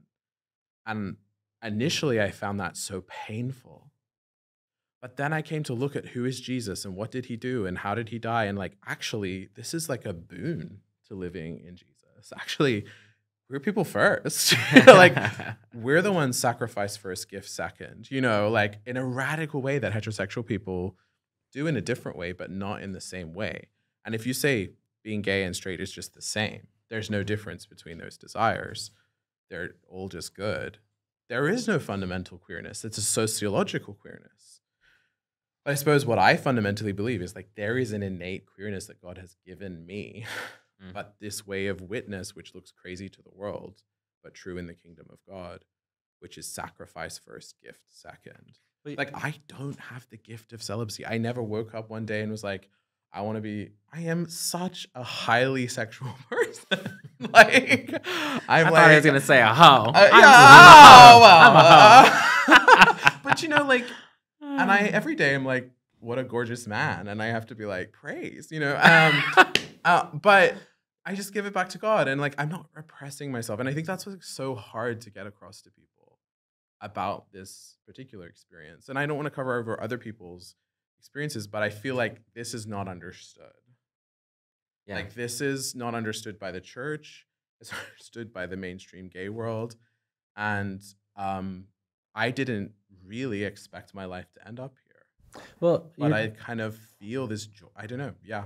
Well, I mean, you're getting at desire, really, and attraction and stuff like that. And one of the things we had previously talked about, I mean, and then you alluded to, like, gay rights. And the expansion of rights and language and all this stuff. And so just from a cultural listening standpoint, it seemed like one thing that was confusion for people is in terms of just understanding sexual desire in general is like such a big thing, right? And so I think, 10 years ago when gay marriage was passed, and so a lot of people were getting around to the understanding that for at least a large percent of the population, like they were born gay, and so their attraction patterns like were not really a choice.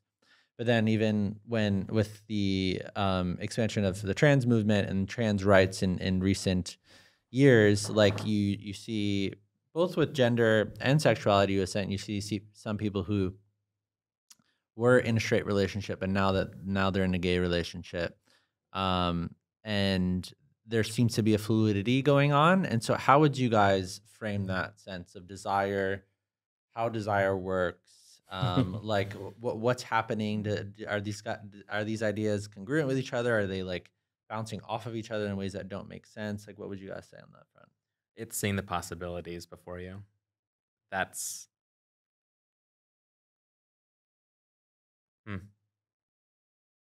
just had to listen to myself say that, because I think that is the core of the prize of living out loud, is you get to see other people live some form of an expression of your life that you couldn't put words or experience to. And it's not to say, oh, I see Jonathan walk down the street, I want that shirt he's wearing, but it's kind of like that. When this is really the core of representation and visibility. And a lot of my work is focused on media representation, right? And because we know that how we see ourselves represented in the world reflected back to us affects how we show up in the world. And how we show up in the world collectively shifts culture.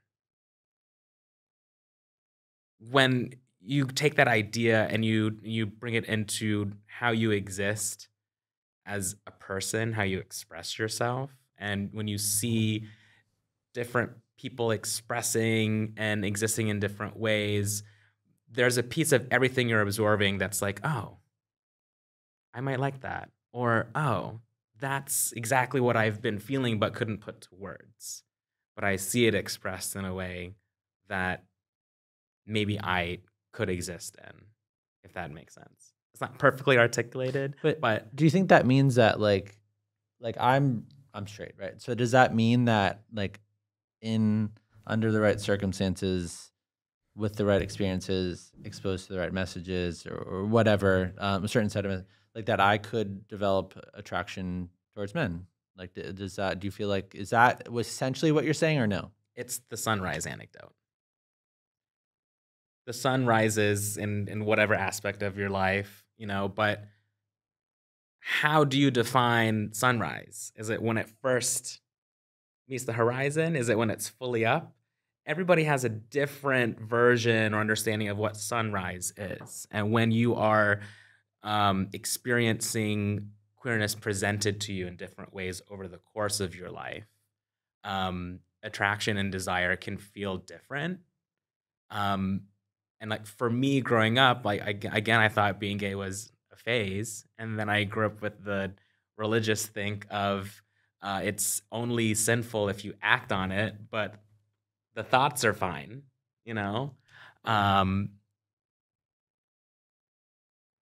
I think just the ability to explore that sexuality, that desire, manifests in different ways depending on how queerness is presented to you and the environments that you're in. I'm very curious to get your take on this too. Well, you're asking us to define a mystery, like what is desire and how does sexual orientation, insofar as we understand it, arise? And I think there's a big shift in this. I think even this kind of born this way concept is becoming very passé, where people are like, there is so much choice and I'm choosing to explore these different parts of me. And so that is a concept is sort of fading away. People are choosing kind of the whole spectrum of desire. And so I don't have a great answer. I don't know that I would say that, with the right, if somebody had read you My Guncle and Me growing up, maybe you would like fancy fancy the men. I don't think that that's how it works. I think that what everybody is trying to do is, well, not everybody, people who are afraid of queer identity are trying to crack the code. Because if they can crack the code, then they can keep their kids from becoming queer. And I don't know that there's a code. I don't know that there's a code to crack. If there is, I don't think that we've found it yet. What I don't know is how I became gay. What I do know is what I'm going to do with it. Yeah. And I think that's the relevant question, the more relevant question. You asked me when I walked in. You said when I walked in, you like my haircut. Question, like, have you ever cut your hair? It's very, very high and tight also, but have you done like the skin fade, for example? Yeah. Like all the way down? A little bit, yeah. Yeah. But like all the way down, like sort of like this. Yeah. I was expecting you to say no, but imagine you said no. Yeah. And I'd be like, you should try it sometime.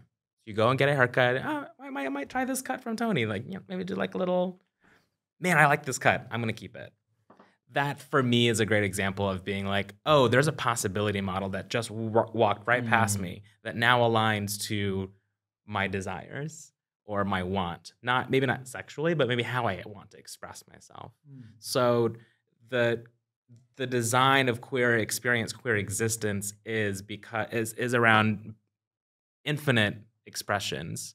So when you see a possibility model walk past you, this is the world we're living in right now, is that we have more possibility models than ever. We have more queer expressions than ever, especially in media. And so we're able to kind of... And one thing that you're saying, which is occurring to me, which I've always said is like the advantage oftentimes of like, so if you take gay men, we know that we don't love being with women because we tried it. And you get a lot of like straight men who are out there who are going like, I'm definitely not this thing. Yeah. And you have no experiential knowledge of this thing. So I think as one of the things that Tony is like sort of hinting at is, and maybe this is somewhat of an answer to your question, I do believe there are some people out there who identify as straight who are probably somewhere else on the spectrum in reality. Yeah, well, they're... I definitely experience that all the time. The majority of LGBTQ people is the B. Bisexual people take up percentage? Yes.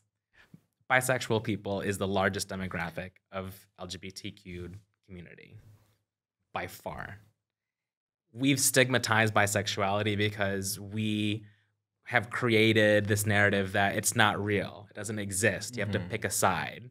But the queer experience is about a multitude of experiences, an infinite amount of experiences. So there's a lot of work within the space, within the community in terms of acceptance, compassion, accountability, all these things that we've talked about. I think for me, desire is about God. I think we cannot safely adjudicate these desires until we find that deepest desire for God. And this is quite controversial, but I think if you desire God above everything, it makes you incredibly different and strange in the world. It is, a form of queerness, if you like. Like, what does holiness mean? It means to be radically shaped and formed for the desire for God first. Well, and I think, there's such an overlap between the queerness that you have because of a difference of sexual orientation or a difference of felt gender identity and what I went through when I was born again, of this radical love erupting in me for God and being weird to everybody.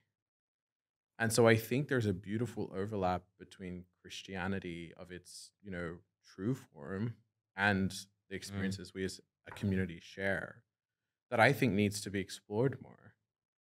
And I think the difficulty is our culture doesn't want to go deep enough in desire.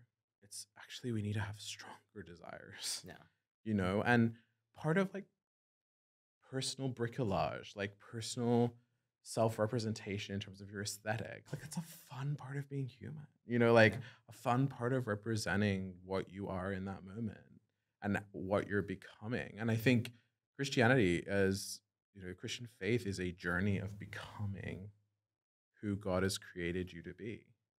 And I think that is like so similar to what we as queer people have also freighted out there. Like Yeah. Queer Eye for the Straight Guy, I used to watch that as a teenager, and it was all about metamorphosis, right? And the church is supposed to be leading in that, and was at one point, but needs to come back to that and learn from the LGBTQI plus community, and needs to learn about desire actually, and not being repressed, and being honest. And like one of the things I love is when like some of my straight male friends in the church will come to me, or female friends, and say, actually, I'm into the guys too, or I'm into the ladies as well. Like I'm bi, and I'm like, well done, you know, like great. Yeah. Like now you can live an honest life, and you can shape your life before God honestly. Like that's a beautiful gift. So there are some of my thoughts of like what I think the role of desire ultimately is. It's not just our sexuality. Or I love the honesty piece. Yeah. I think that like you're going back to your personal story. Is like Yeah. you weren't honest.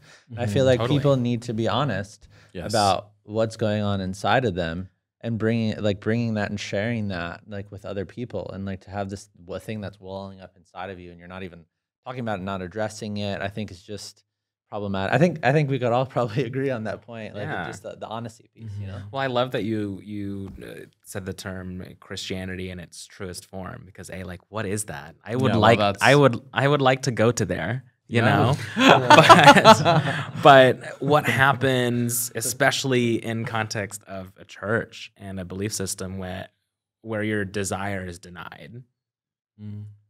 That's where a lot of the problem, I think, for ex-Christians or queer people of faith or queer people struggling with their faith. There's a huge portion of LGBTQ people who not just struggle with faith and connection, but were denied that desire for faith and connection, and still feel denied today.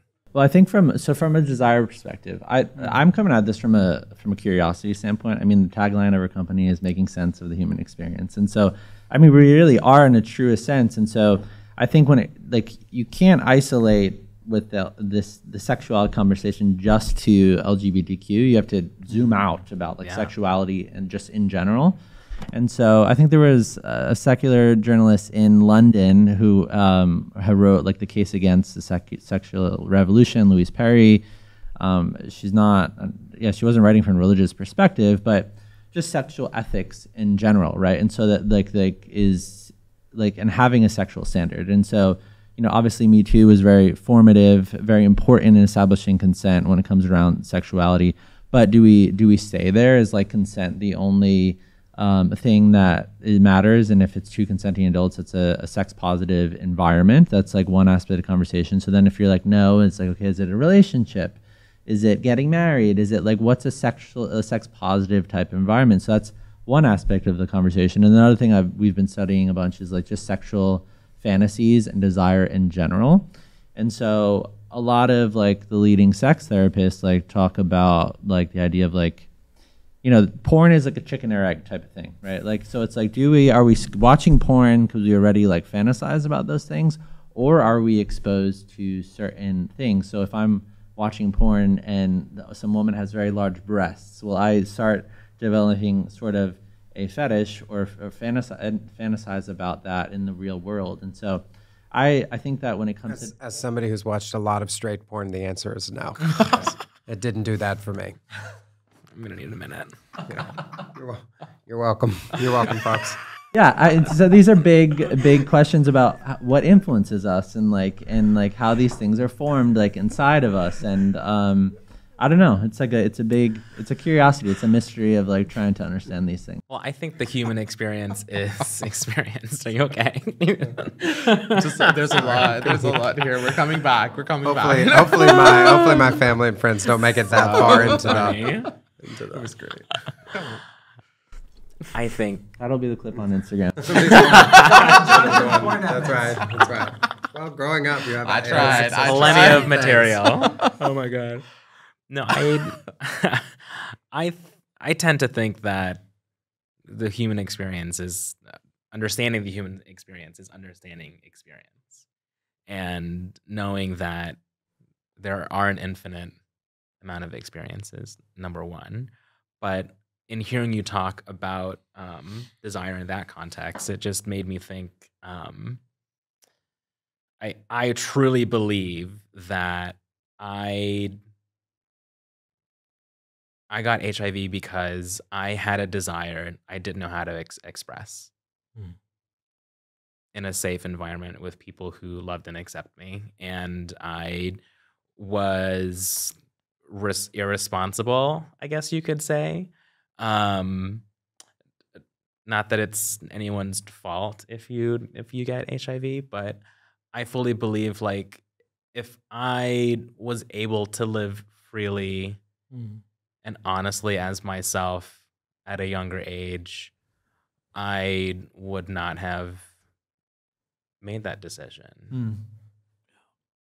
And I would, because I would have had a desire, I knew how to express instead of a desire or way of existing that I thought was unnatural. So you think a healthy sexual environment goes beyond consent then? I mean, I'm assuming Well that those, beyond. yeah, okay. Yeah.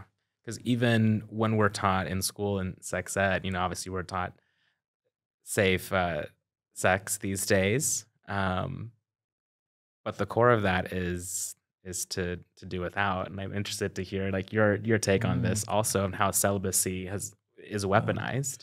Oh, I think you can have terrible marriage and you can have terrible celibacy. Like you can have terrible,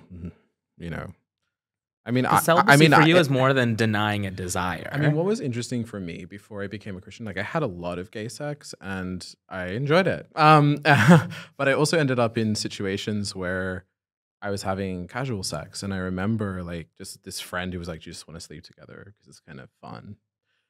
And it destroyed me. Like the idea that I was sleeping with this person and there was no covenant. I mean, that's the Christian word, I suppose. But like the idea of this depth of commitment to each other and love, that like sex devoid of that was horrible. I mean, I enjoyed it superficially, but it destroyed my inner life. I remember walking down Oxford Street and he was like sitting at a bar with another really cute guy from my favorite bookstore. And I was so like, I had the green monster and I stormed in there. I was like, "What do you think you're doing?" He's like, "We're not in a relationship. And this is my friend." I'm always breaking up with people I've never dated. But you know what I mean? Like, and I don't know. I mean, I wasn't a Christian, but I knew my desires needed a space to rest. Yeah. And I needed I felt that. a place to be home with someone. And that was like an exclusive commitment. Right. Of monogamous love. And now, obviously, gay people who found that together, right? But for me now, in celibacy, what celibacy is actually about is not a lack of desire. It's the opposite. It's about an intensity of desire and a rechanneling of my same-sex desires and other desires, in life towards this covenant love that I have with God. Well, it's very clear that you're giving access to parts of your life where others would deny themselves access to themselves. I think there's a lot of people who are trying to be celibate and are repressing themselves, and that's part of the work that I'm trying to do, is to unhinge that unhealthy desire culture in the church. Yeah. But also, hopefully, shine some light for people who might not be in the church. Like, there's another way to be fulfilled. I don't always have to be having, like, sex, to be whole. And I think that takes the pressure off people. Yeah. And so that then can give space to develop a relationship. Because I think that the goal, whether you're a Christian or not, is to have good relationships, to have friendship, to have affection, to connect, and to feel that beautiful sense of like we are, people actually being bonded in some kind of love that is going to hold through the difficulties of life. And I just found that whole like casual sex culture of the gay world, and it's not just the gay world, but in the gay world, really disappointing. I remember being in a Mardi Gras parade official at the age of 18 and like getting to the end of Sydney Mardi Gras and having this like Mardi Gras ticket. And I was so excited to like, go and like explore all my options, of like who could be a guy that I meet that I could form that partnership with, maybe here. Of course, I shouldn't have been expecting that at Mardi Gras, which I later found Is out. hookup culture in the gay community this like similar to the straight community, or it's very different? Ooh, you're opening it up, huh? Do we want to go here? I mean, I would assume that everybody's just horny, Yeah. right? Yeah. Gay, straight, whatever. Just it manifests in different ways. I think that in my experience, do you guys like the disclaimers? I think for me, in my experience only, no, in my experience, like hookup culture, I think it became a culture because it became something to be observed at some point. And just going back to marriage being a construct or something that is to be attained, or is a traditional sort of lifestyle or track, that is probably, for communities that are non-traditional, why would that kind of connection also be traditional and binary? I also think there's sometimes, a wisdom to tradition, and sometimes tradition can be oppressive and limiting, and that's where, you can have renegotiations of tradition that has happening in Christianity all the time. But ultimately tradition, when it's used rightly, is it's like sex is like a fire, right? And if it just burns without any, guardrails, it burns everybody. It destroys.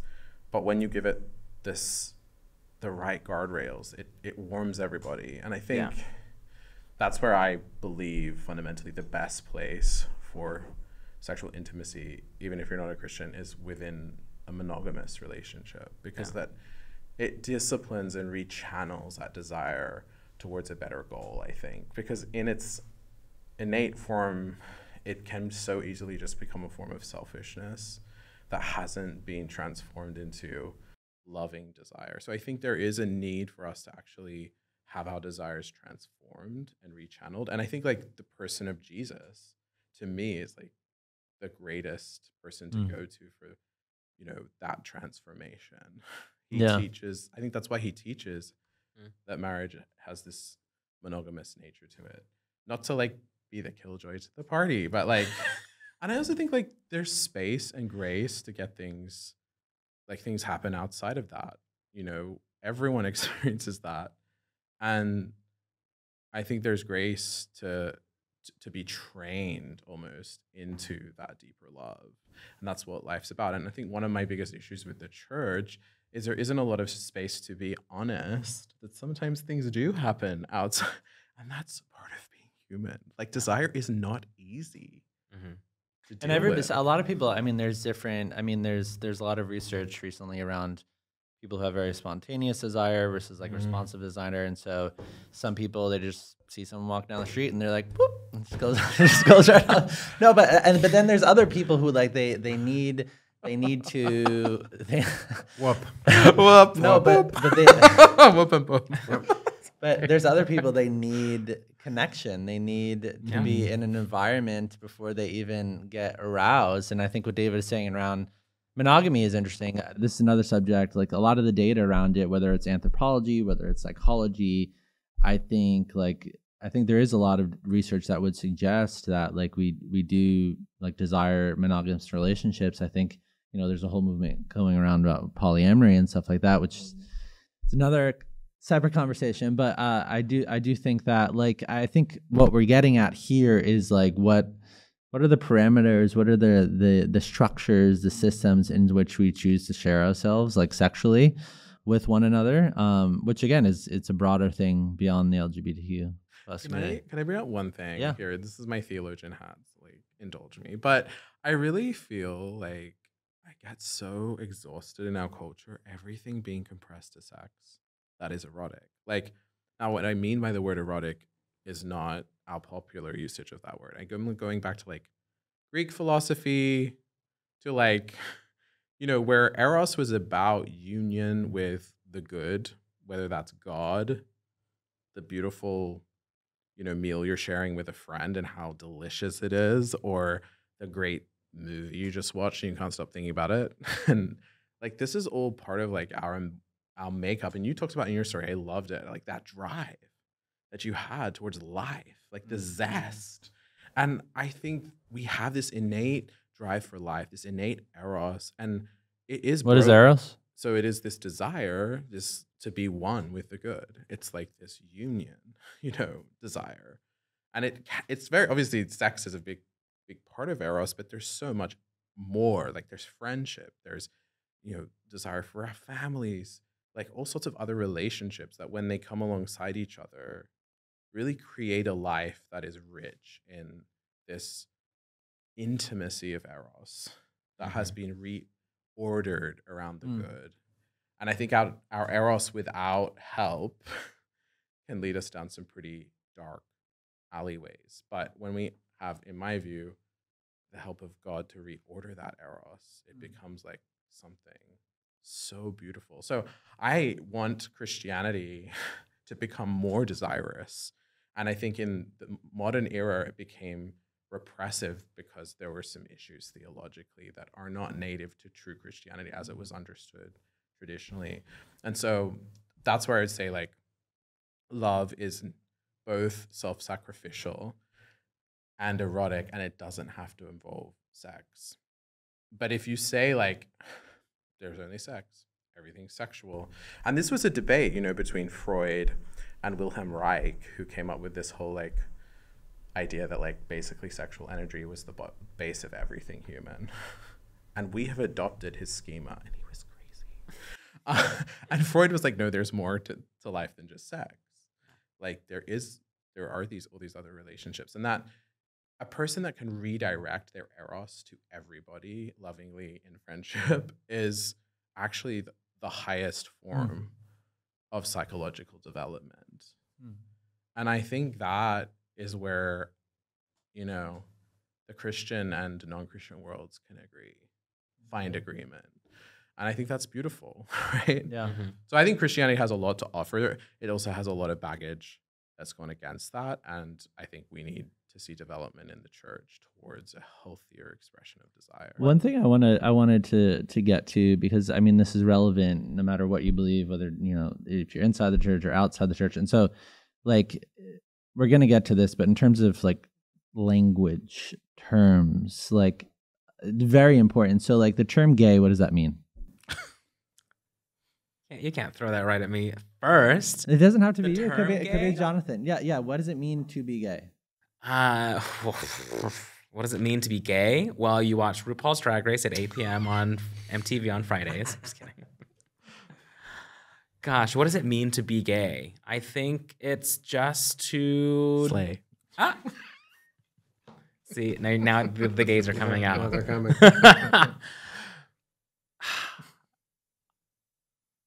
I love that I'm having a challenge because I think being gay is to be undefined.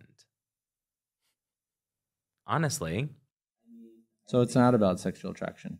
Like you could say a gay act, but a gay act could also be shopping at Michael's. I don't know.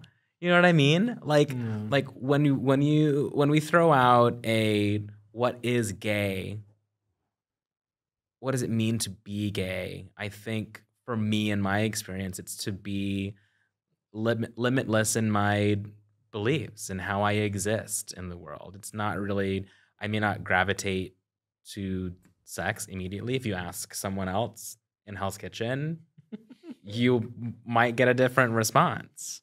But for me, to be gay is to live freely in my fullness and to have the freedom to be able to meet my fullness every day. What are your guys? With a little bit of glitter on the side. What are your guys? I mean, I don't know. For me, I guess I just use it as a label, right? Which is it's describing my sexual orientation. So I'm gay because I'm a man who is attracted to men. But I think it can transcend that because I have female friends who describe themselves as gay. and there would be traditionally called lesbians, but they say that they're gay. And then, of course, some gay people describe themselves as queer because they feel like they transcend it. So the language is obviously getting messy, right? But at a base level, we're sitting here because we're men who are attracted to men and we identify as gay because of that. But I would say messy. Right. Well, See, what does the word messy mean to us? Oh, you guys. Complex, maybe? complex. There's some complexities. But I think at a base level for me, it's like I use the term to describe kind of the traditional understanding of people who are attracted to the same gender. Before we go to you, I will only add that I hated being gay. I wanted to fix it so bad. I didn't just want to pray it away. I tried to pray it away so many times. I wanted a normal life. I wanted that cookie cutter, go to college, meet a girl, you get married, you get a house with a white picket fence and maybe 2 dogs, and you start a family, and you go to grandma's house for the holidays. And the dream, isn't it? That's what we were sold. It's what we were sold. It's not what we bought into, But it's so interesting because I remember a part of my life where I just hated being gay. I wanted to get rid of it so bad. I wished it was a phase for so long. And I would always hear people, red carpet interviews or whatever, be like, it's like being gay is the favorite part of who I am. And I always just sat back on the couch and just thought, like, how could I feel that way? And especially with like my diagnosis and my status, like cherry on top, this is the fear. This is why. And it took me a long time to be able to share my story more and to be able to walk in my fullness, in full faith. That I can definitely say now, like, being a gay man is fun. It's the best part of who I am. And I always thought that I couldn't get there. And somehow that moment happened a bit like a sunrise over the years, that I do have a conclusion that, my queerness is my best asset of who I am. It's a part of who I am. It's a part of my fullness. It helps me to be a full person. But that to me is it identity, would you say?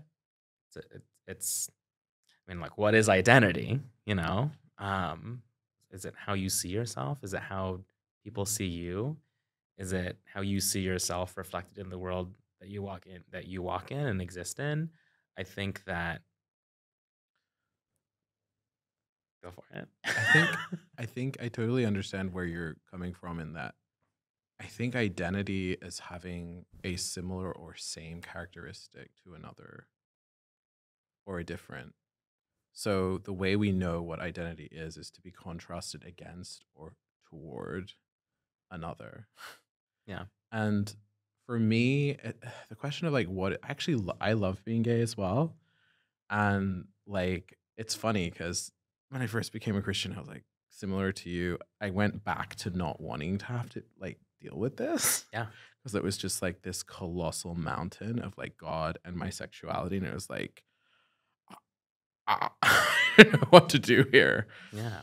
And I climbed the mountain and I conquered. No. On the cross. No. There she goes. There she goes. Yes, Lord. But for me, I suppose there were 2 different definitions that were in the water. Yeah. Around being gay, and one of them was this maximalist picture that I think said, if you're gay, your life is 1, 2, 3, 4, 5, 6, 7, 8, 9, 10, 11. Yeah. You're all these things.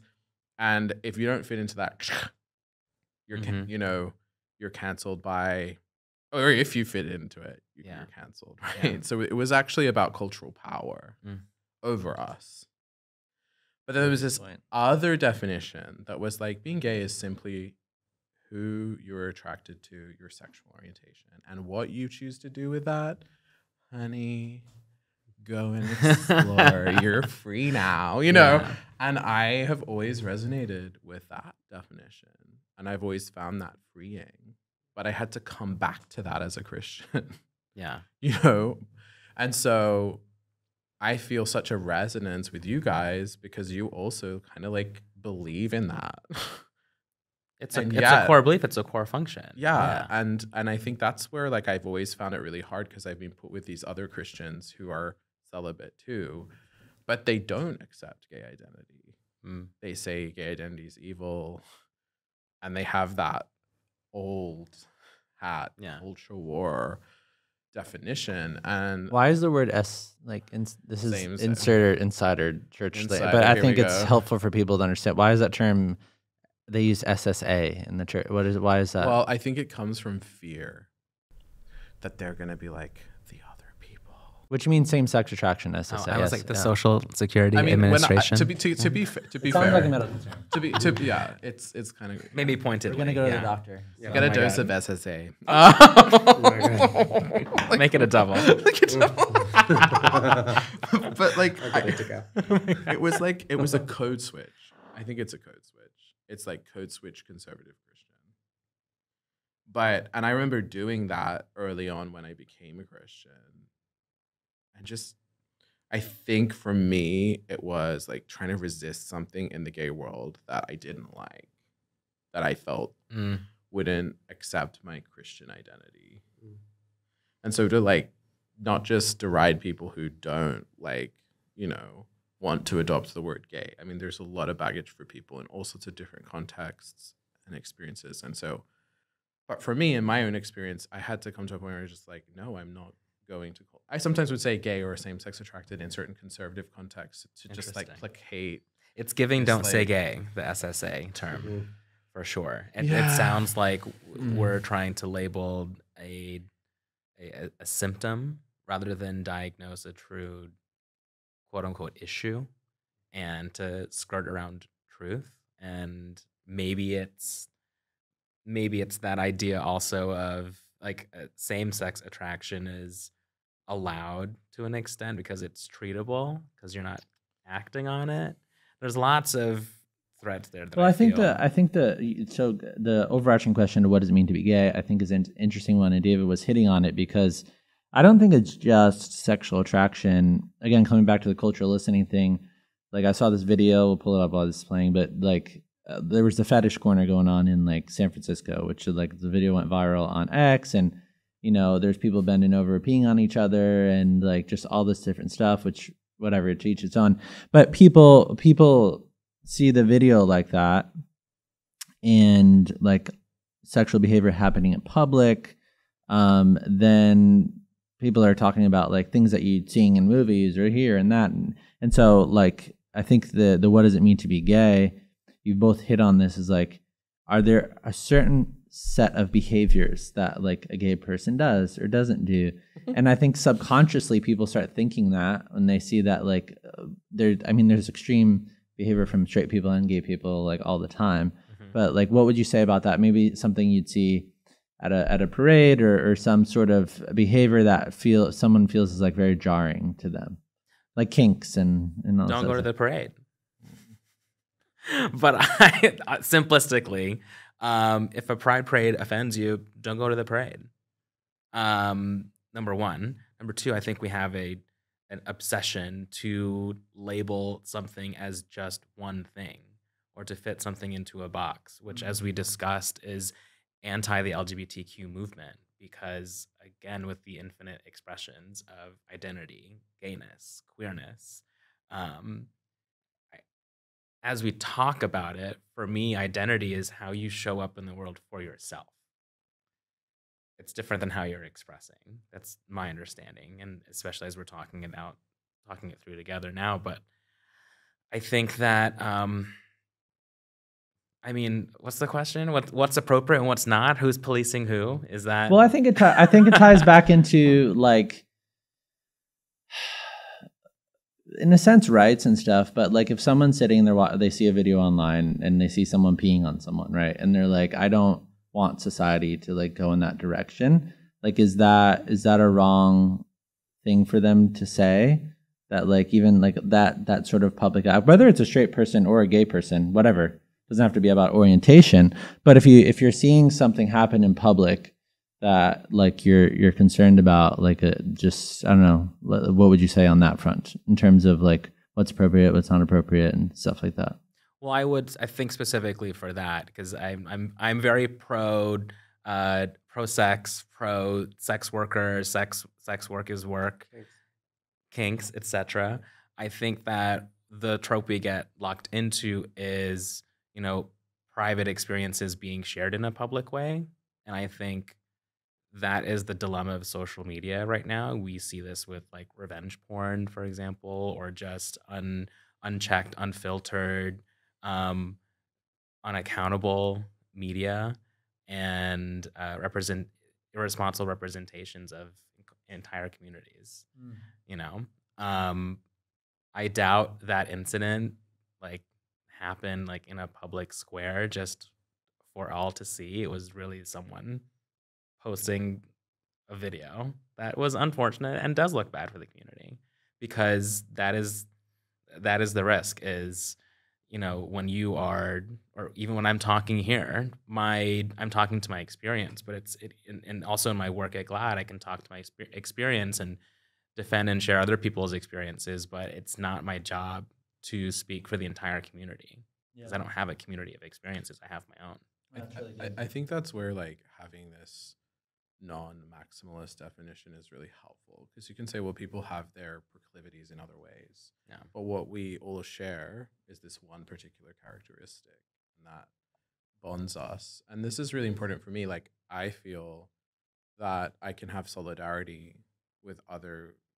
gay people and LGBTQI plus people more generally, because I know what it's like to have a difference of embodiment and a difference of desire, and that might be different to where my fellowship lies, which is the Christian term for kind of your innate, like, deep, like, family of God relationships, where I would want to be aligned on these sacred core values.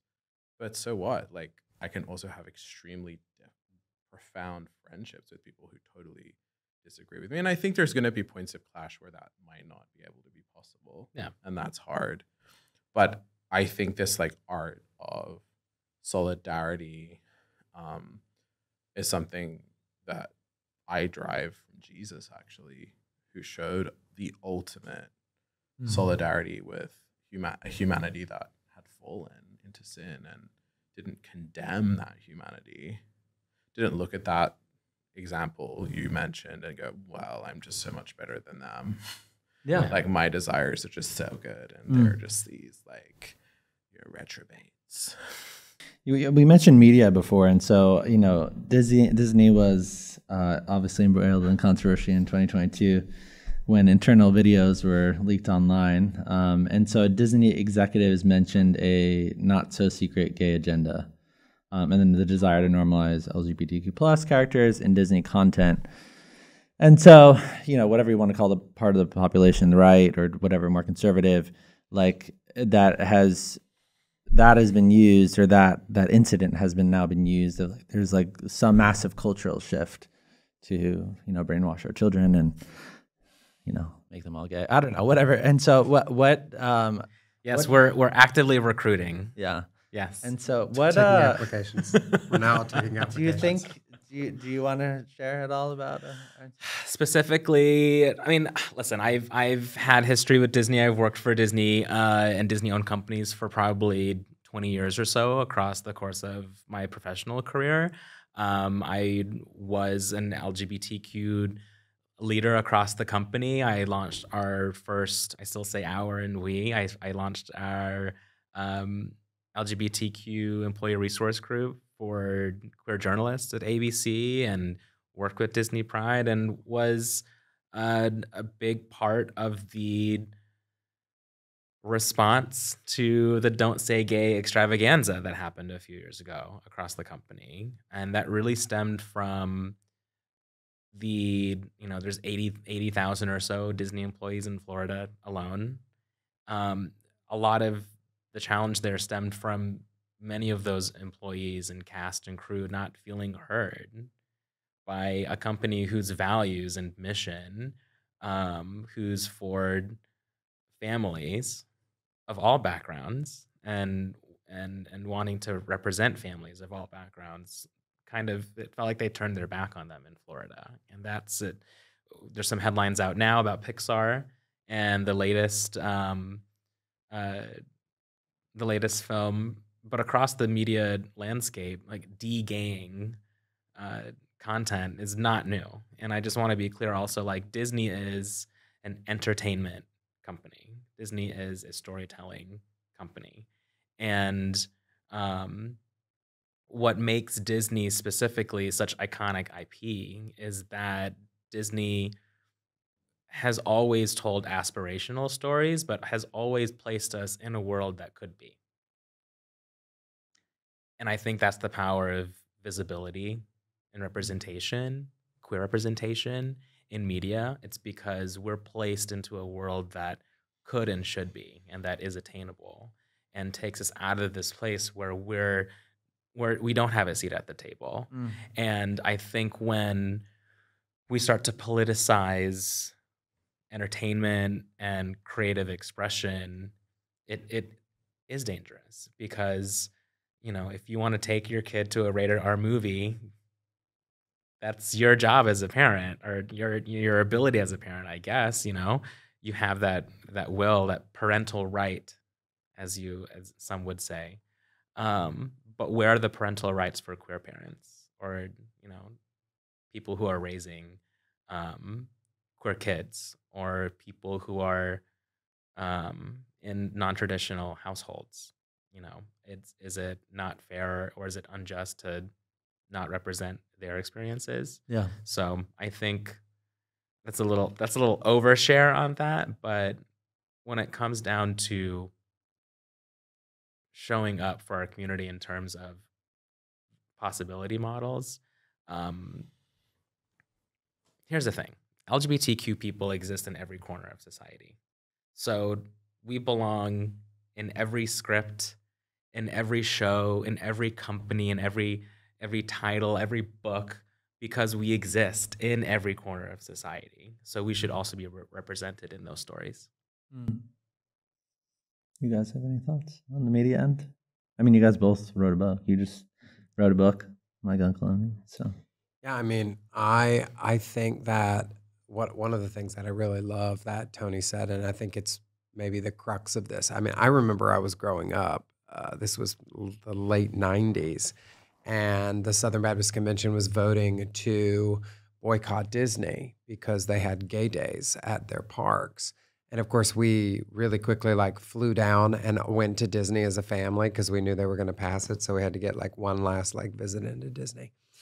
And so people were upset about it. And I think part of what you're saying, the reason people fear it is because Disney has historically created an imagination for a different kind of world. And, you know, when you can imagine a different kind of world, you can create it. But you have to imagine it first. You have to see something before you can be something.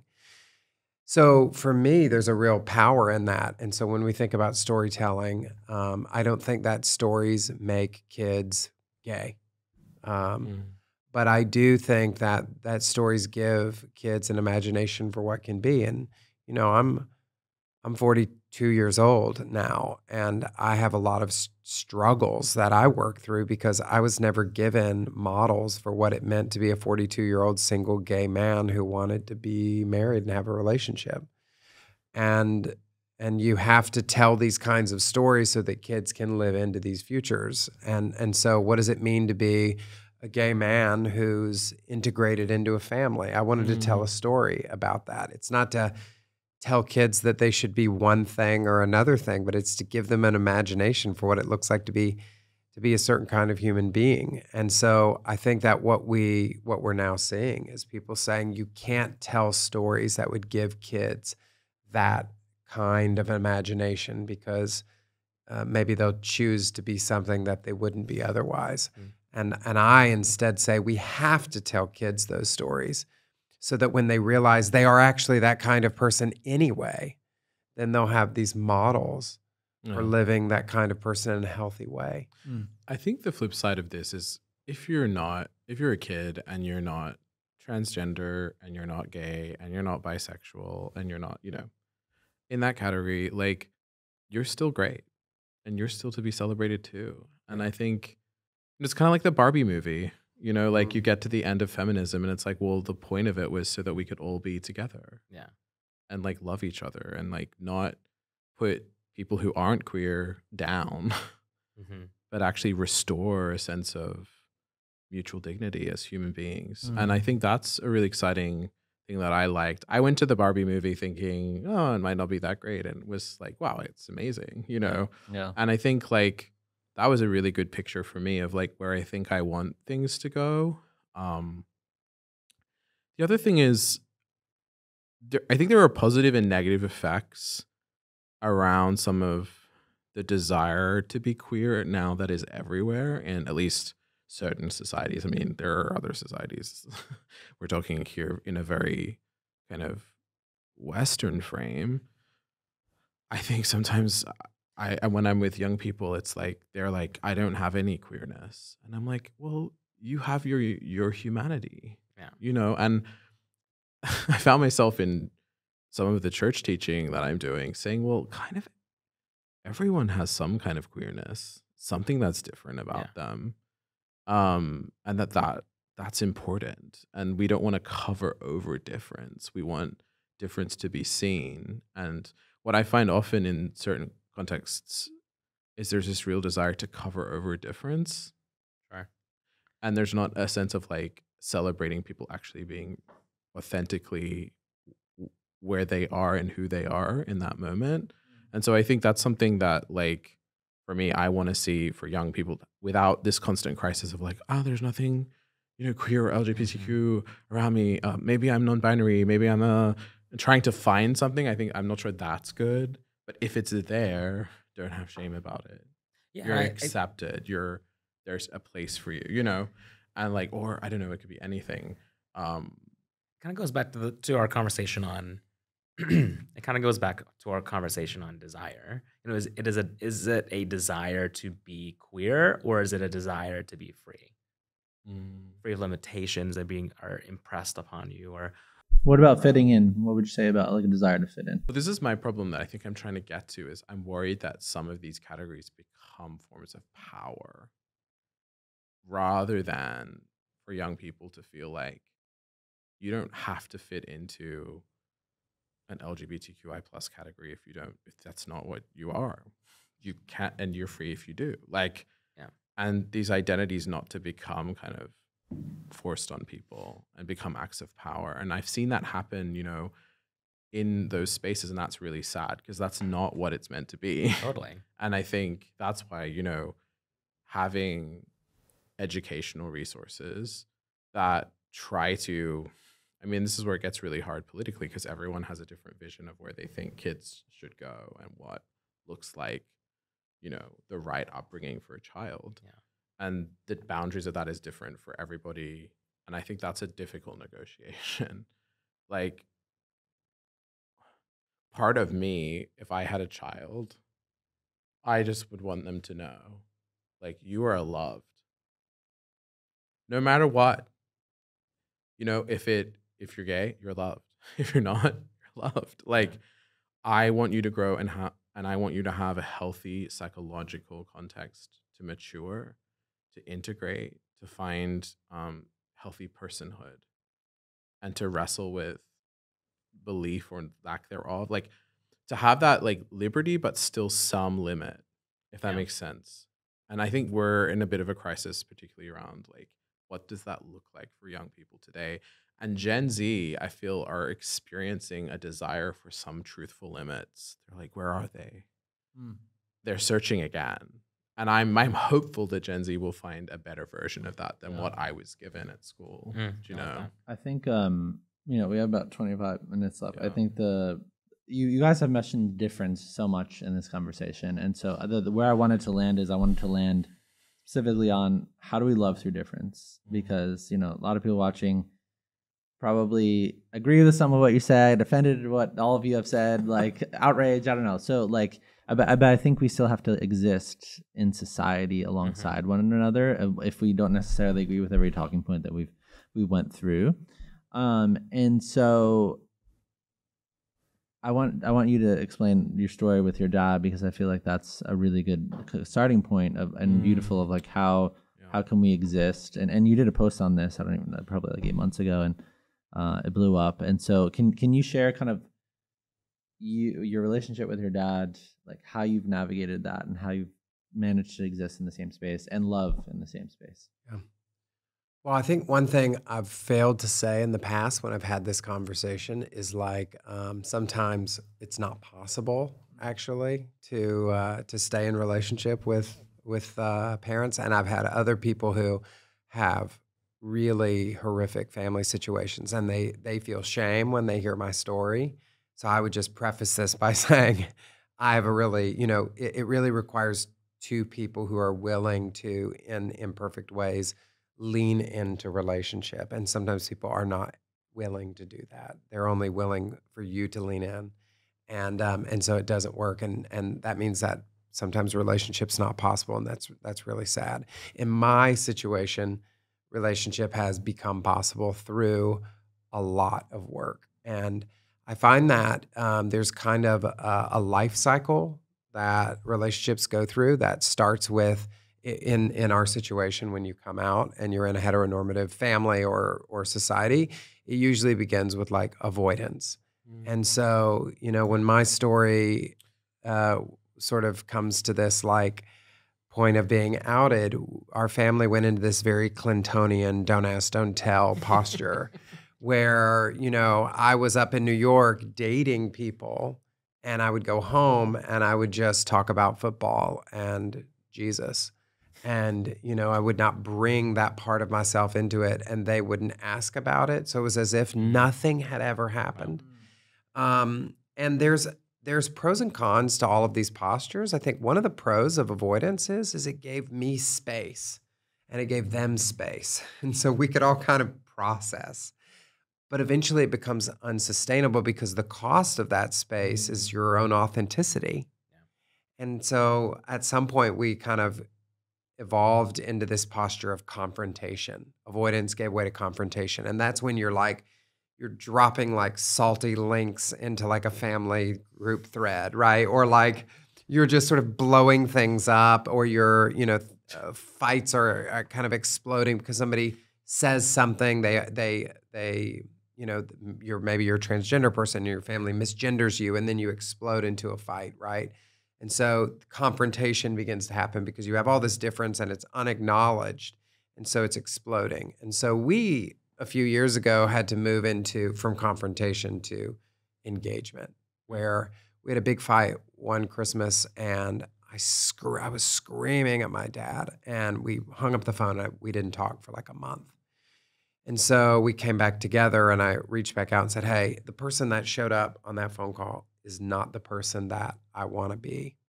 Accountability. But what I've realized is that you don't know me as well as I would like you to. And I think maybe I don't know you as well as I would like. And so could we set up an intentional boundaried time where we could Zoom and ask all the questions we're not asking?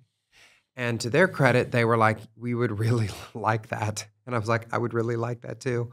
So we would get into these times where at 60 minutes, the alarm would go off, and it won't go 61. We're not going to exhaust each other with 4 hour. We can have another 60-minute call next month or next week. And so we began to get to know each other, and we began to have to figure out what those boundaries would be. Like, I had to say to my dad, you can't call me same-sex attracted because I'm gay, and that's how I identify. And he was like, and you can't call me a fundamentalist because I identify as evangelical. And I was like, touche. We can respect each other in the way that we interact. I realized, I think, in that process that you cannot police somebody's beliefs about you. I can't control what's going on in your mind, but I can police your behaviors toward me. And I can tell you what is respectful in the way that you treat me, even if I can't I can't change your theology or your politics or your belief about the way the world works. And so we began to operate instead in the realm of our beliefs. And eventually what happens in a lot of situations is you move even through engagement, you kind of burn that process out and you get to acceptance. And you just say, I will never convert my dad to believing about me what I believe about myself. And there's a kind of sadness and grief that comes with that. And I know he has had to now accept that I will never become what he is. I will never think about myself the way he thinks about myself. I will never have his theology again. And there's a kind of grief and sadness that comes with that. There's also a beauty when we're able to reach across that grief and sadness and say, I'm still going to choose. Even maybe that it's a smaller relationship than we would like, that we're able to build something really beautiful within the confines of that. You mentioned the word acceptance. Like, can you love somebody but not accept a part of them? And even if you're not talking about it, like saying that to them, like, and maybe the word acceptance, disagreement might be another word. I don't know, they get muddied, but have you found that you could love somebody? You can accept that the relationship is what it is and that they're not going to change, but can you love somebody but not accept something that they believe? So I have a story which was very significant for me. I was doing my theological education in Scotland in St. Andrews, and there was another student there who was side A in her theology, or believed in gay marriage as compatible with the will of God, and I didn't. And, we would be in the same room and I'd look over at her and I'd be like, oh, what are you sacrificing? And she'd look over at me like, oh, queer traitor, and we would just like throw this energy towards each other. I mean, it's harsh, but it was kind of enjoyable. Like it was this strange kind of détente, Sounds like happy hour. Yeah. With my group of friends, honestly. Exactly. Sorry. No, it's real. I mean, and she had lesbian powers, so I was slain. But eventually we got over ourselves, and I was like, do you want to have waffles? It's just like, okay. So we went and we had waffles and a coffee, and I listened to her story, and she told me about her father who believed that like gay people were agents of Satan, and that the American Constitution was equally as inspired as the Bible. I was like, what? All of this crazy stuff. And I was just like, excuse me? Like, you had to grow up with that? And she was like, yeah, David, that's why I cannot like be side B. It's just not possible for me. I cannot have those beliefs. Like, it just triggers forms of trauma. Like, I know you don't have them. You have other things that you've gone through. And this deep well of like compassion. Even though theologically I do believe like that optionality is sin or falls short of God's standard in my own view for myself.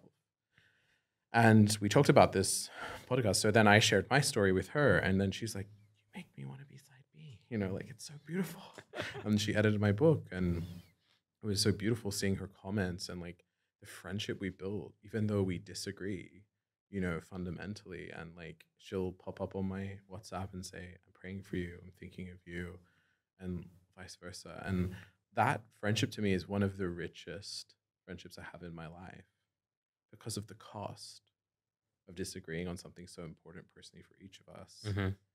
And she often says to me, like, it's actually easier for me because I don't have a problem with if David wants to be as celibate as he wants. Like, celibacy's not, as long as he's not repressing himself, like, or, go ahead. But it's harder for him because he fundamentally doesn't think that what I'm doing is right and can't accept my ordination or eldership in the church because of that. And that must be really hard for him. And I was just like, wow, this like cross empathy for each other. And I say to her, like, I can't imagine how that often feels to you that I believe that. Yeah. And I want to know about that. And she's like, tell me about how you feel. And so I really do think it's possible. Yeah. It's just you have to love each other. Actually, like, love each other. Yeah, and I always say that acceptance becomes possible when you learn to love someone without trying to change them. And that what happens is like, you know, we think of this a lot with like the straight parent trying to change the gay child. But it also happens in reverse. Like we want to change all you want to do is change your Republican parent or your evangelical parent. And, you know, spirituality is nothing if it's not learning to let go and learning that I cannot control who you are. So I can't make, you know, he describes himself as to the right of Ronald Reagan. I can't change that about him. Your dad? Yeah. It doesn't mean that I don't want it to change. It means that I'm now letting go of pretending that I can control it or that I can manipulate it. And he would, I think, would probably, I don't know if he would say this or not at this point, but I think he would like me to be straight. Or at the very least, I think he would say he would like me to be like David. He would like me to be celibate. But he has had to do the hard work of letting go, of realizing that that's not actually in his control. Yeah. It's not in his power. And so he stopped trying to change me, and I've stopped trying to change him. And it's in that space that acceptance becomes possible. And I think a different kind of love kind of emerges.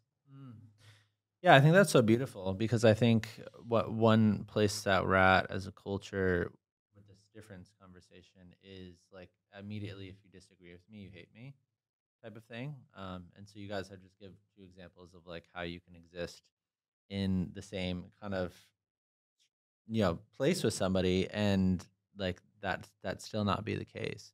I think that's like a very valuable question. I mean, a very valuable principle for people to understand, is that like, and that goes beyond this conversation really. I mean, there's like we're in this country that is like so divided about like so many different things, and we need to learn how to like exist.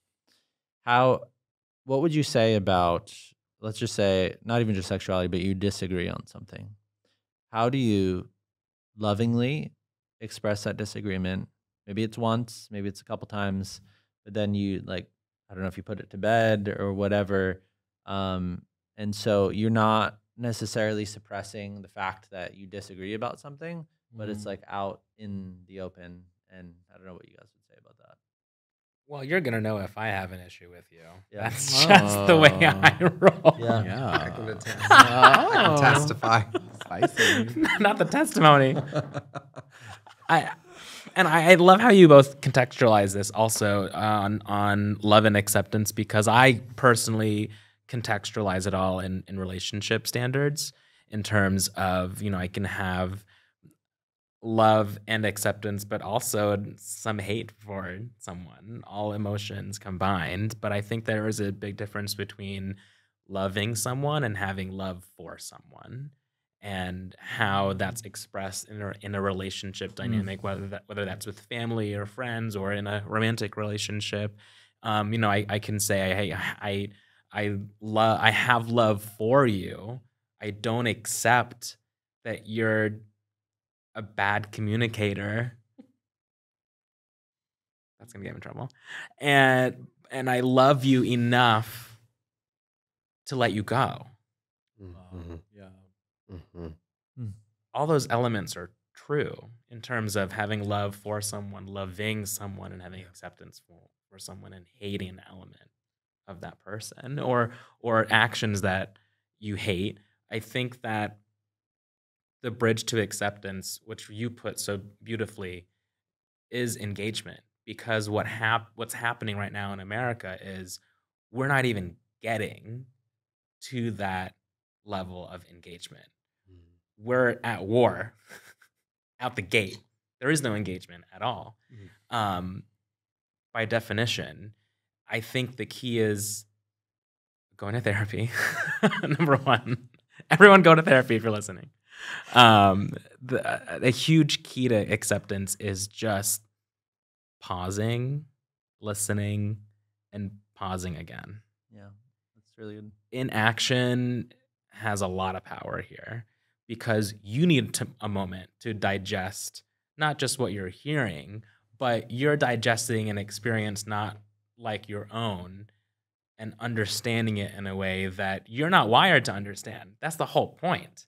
Like, it's not your experience because you're not built or wired that way. You don't have a shared experience. And it's not like you're trying to wire yourself differently, but maintain or becoming understanding of an experience not like your own takes time, and that's okay. It's not an overnight thing. Yeah, one thing, we have 10 minutes that I wanted to close on, because you mentioned communication, language. I feel like that makes or breaks this conversation of like how we love through difference. Ultimately, like if you just are intent on continuing to say things that are like deeply offensive to people and just continue Like to not providing any new information either. It's like, why do you feel like you have to reiterate the same thing you've told somebody 10 times? Yeah. Like I see this a lot with like Christian parents and their gay kids. It's like, you don't need to tell, nobody has any question about where you stand on this. You don't need to reiterate it. You don't need to articulate it. We get it. You can keep it to yourself now. It's been said. If you're not suppressing what you believe, you've said what you believe. So now you don't need to say it again. So so both, culturally, spiritually, whatever, what are some of the most triggering statements that someone could possibly say to the gay LGBTQ community? For me, I cannot stand the gay lifestyle. I'm always like, oh yeah, what is that?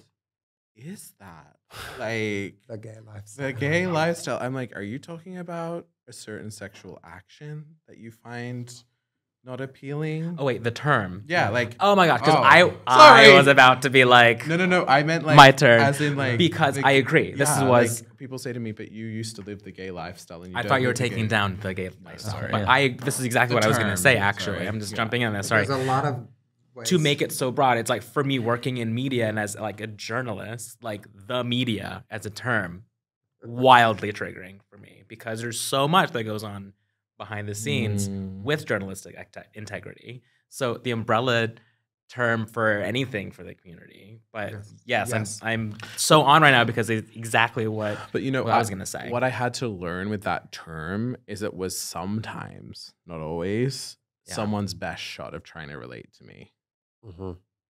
Wow. I mean, it was dismal, but I would have to humble myself sometimes and be like, so let me just ask you about this. This happens with race too. Yeah. I feel like people are just like very ignorant or Oh. uninformed, and they Yeah. don't know what to say, and then And they're I'm like, not colorblind. Well, they're like, are you practicing? And I'm like, That's a good one. what does? Are you? Tony's like, I'm an I, expert. Come on, are you a expert, come on girl. saying homosexual? No, girl. You have a master. I feel like we should go up to straight people and be like, "Did you watch porn last night?" Yeah. Like, are you practicing as a straight person? Like, what the frick? Like, it's just Interesting. And I want to get both of your takes on this, but in the same vein, but also triggering is people within the community. So like gay men, oftentimes, like on social media, you'll see gay men who are far right or Republican who are taking down the gay lifestyle. And even I'm like, what is that? What standard? And it's not a disappointment on them or that person. It's a disappointment on what they've experienced is that because they hate it so much. And I'm like, oh, that sucks that you haven't experienced the love and joy and fullness of the community that I've experienced. So that's my take on that. I have a lot of compassion for people who do say that because it's very clear the lack of community that they've experienced. I think I've experienced with particularly boomer male church leaders quite disgusting homophobia, where they'll say things like, "You're clearly repressed," and they haven't like given anything up sexually in their life. Absolutism. Or you talked about like being with a guy on stage. You can't talk about those things that puts images in people's heads. And I'm like, get over it. Like, this is real life. This is what people live, and you live it. Stop lying. That's what I want to be able to say, but I can't say that Why not? because I'll get Christian canceled and I'll be not invited back to the church again. And I'll be told that I'm being unreasonable. And it's this kind of gaslighting, moralistic, bizarre thing that I think I want to call out that happens in all sorts of contexts, not just the church. But I feel that needs to change.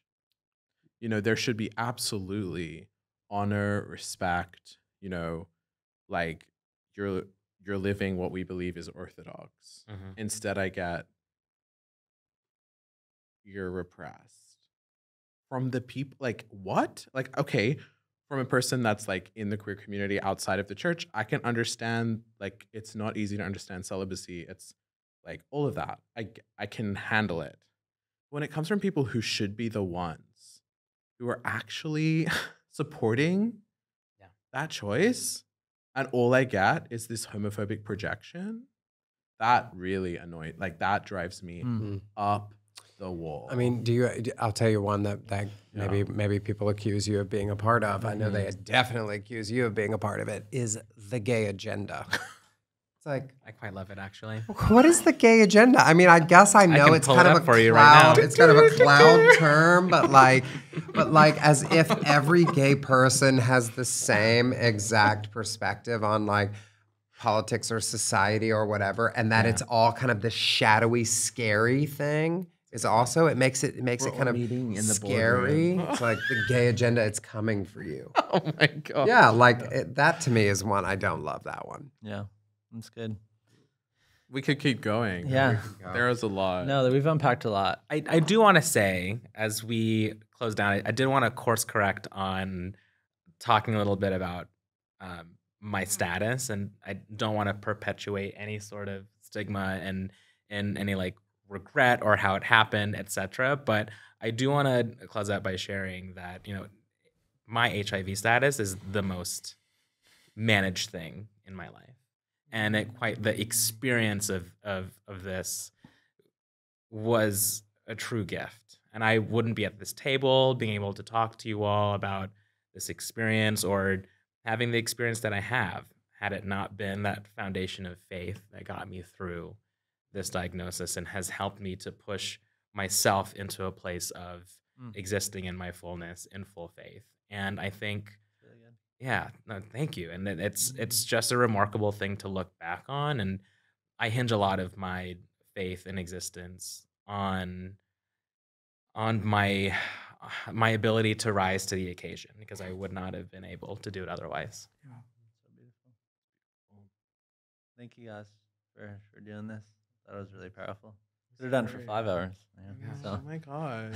We've got to start this talk show. Did we hit record? I was gonna say, oh my God, we weren't recording. All right, let's do it again. Yeah.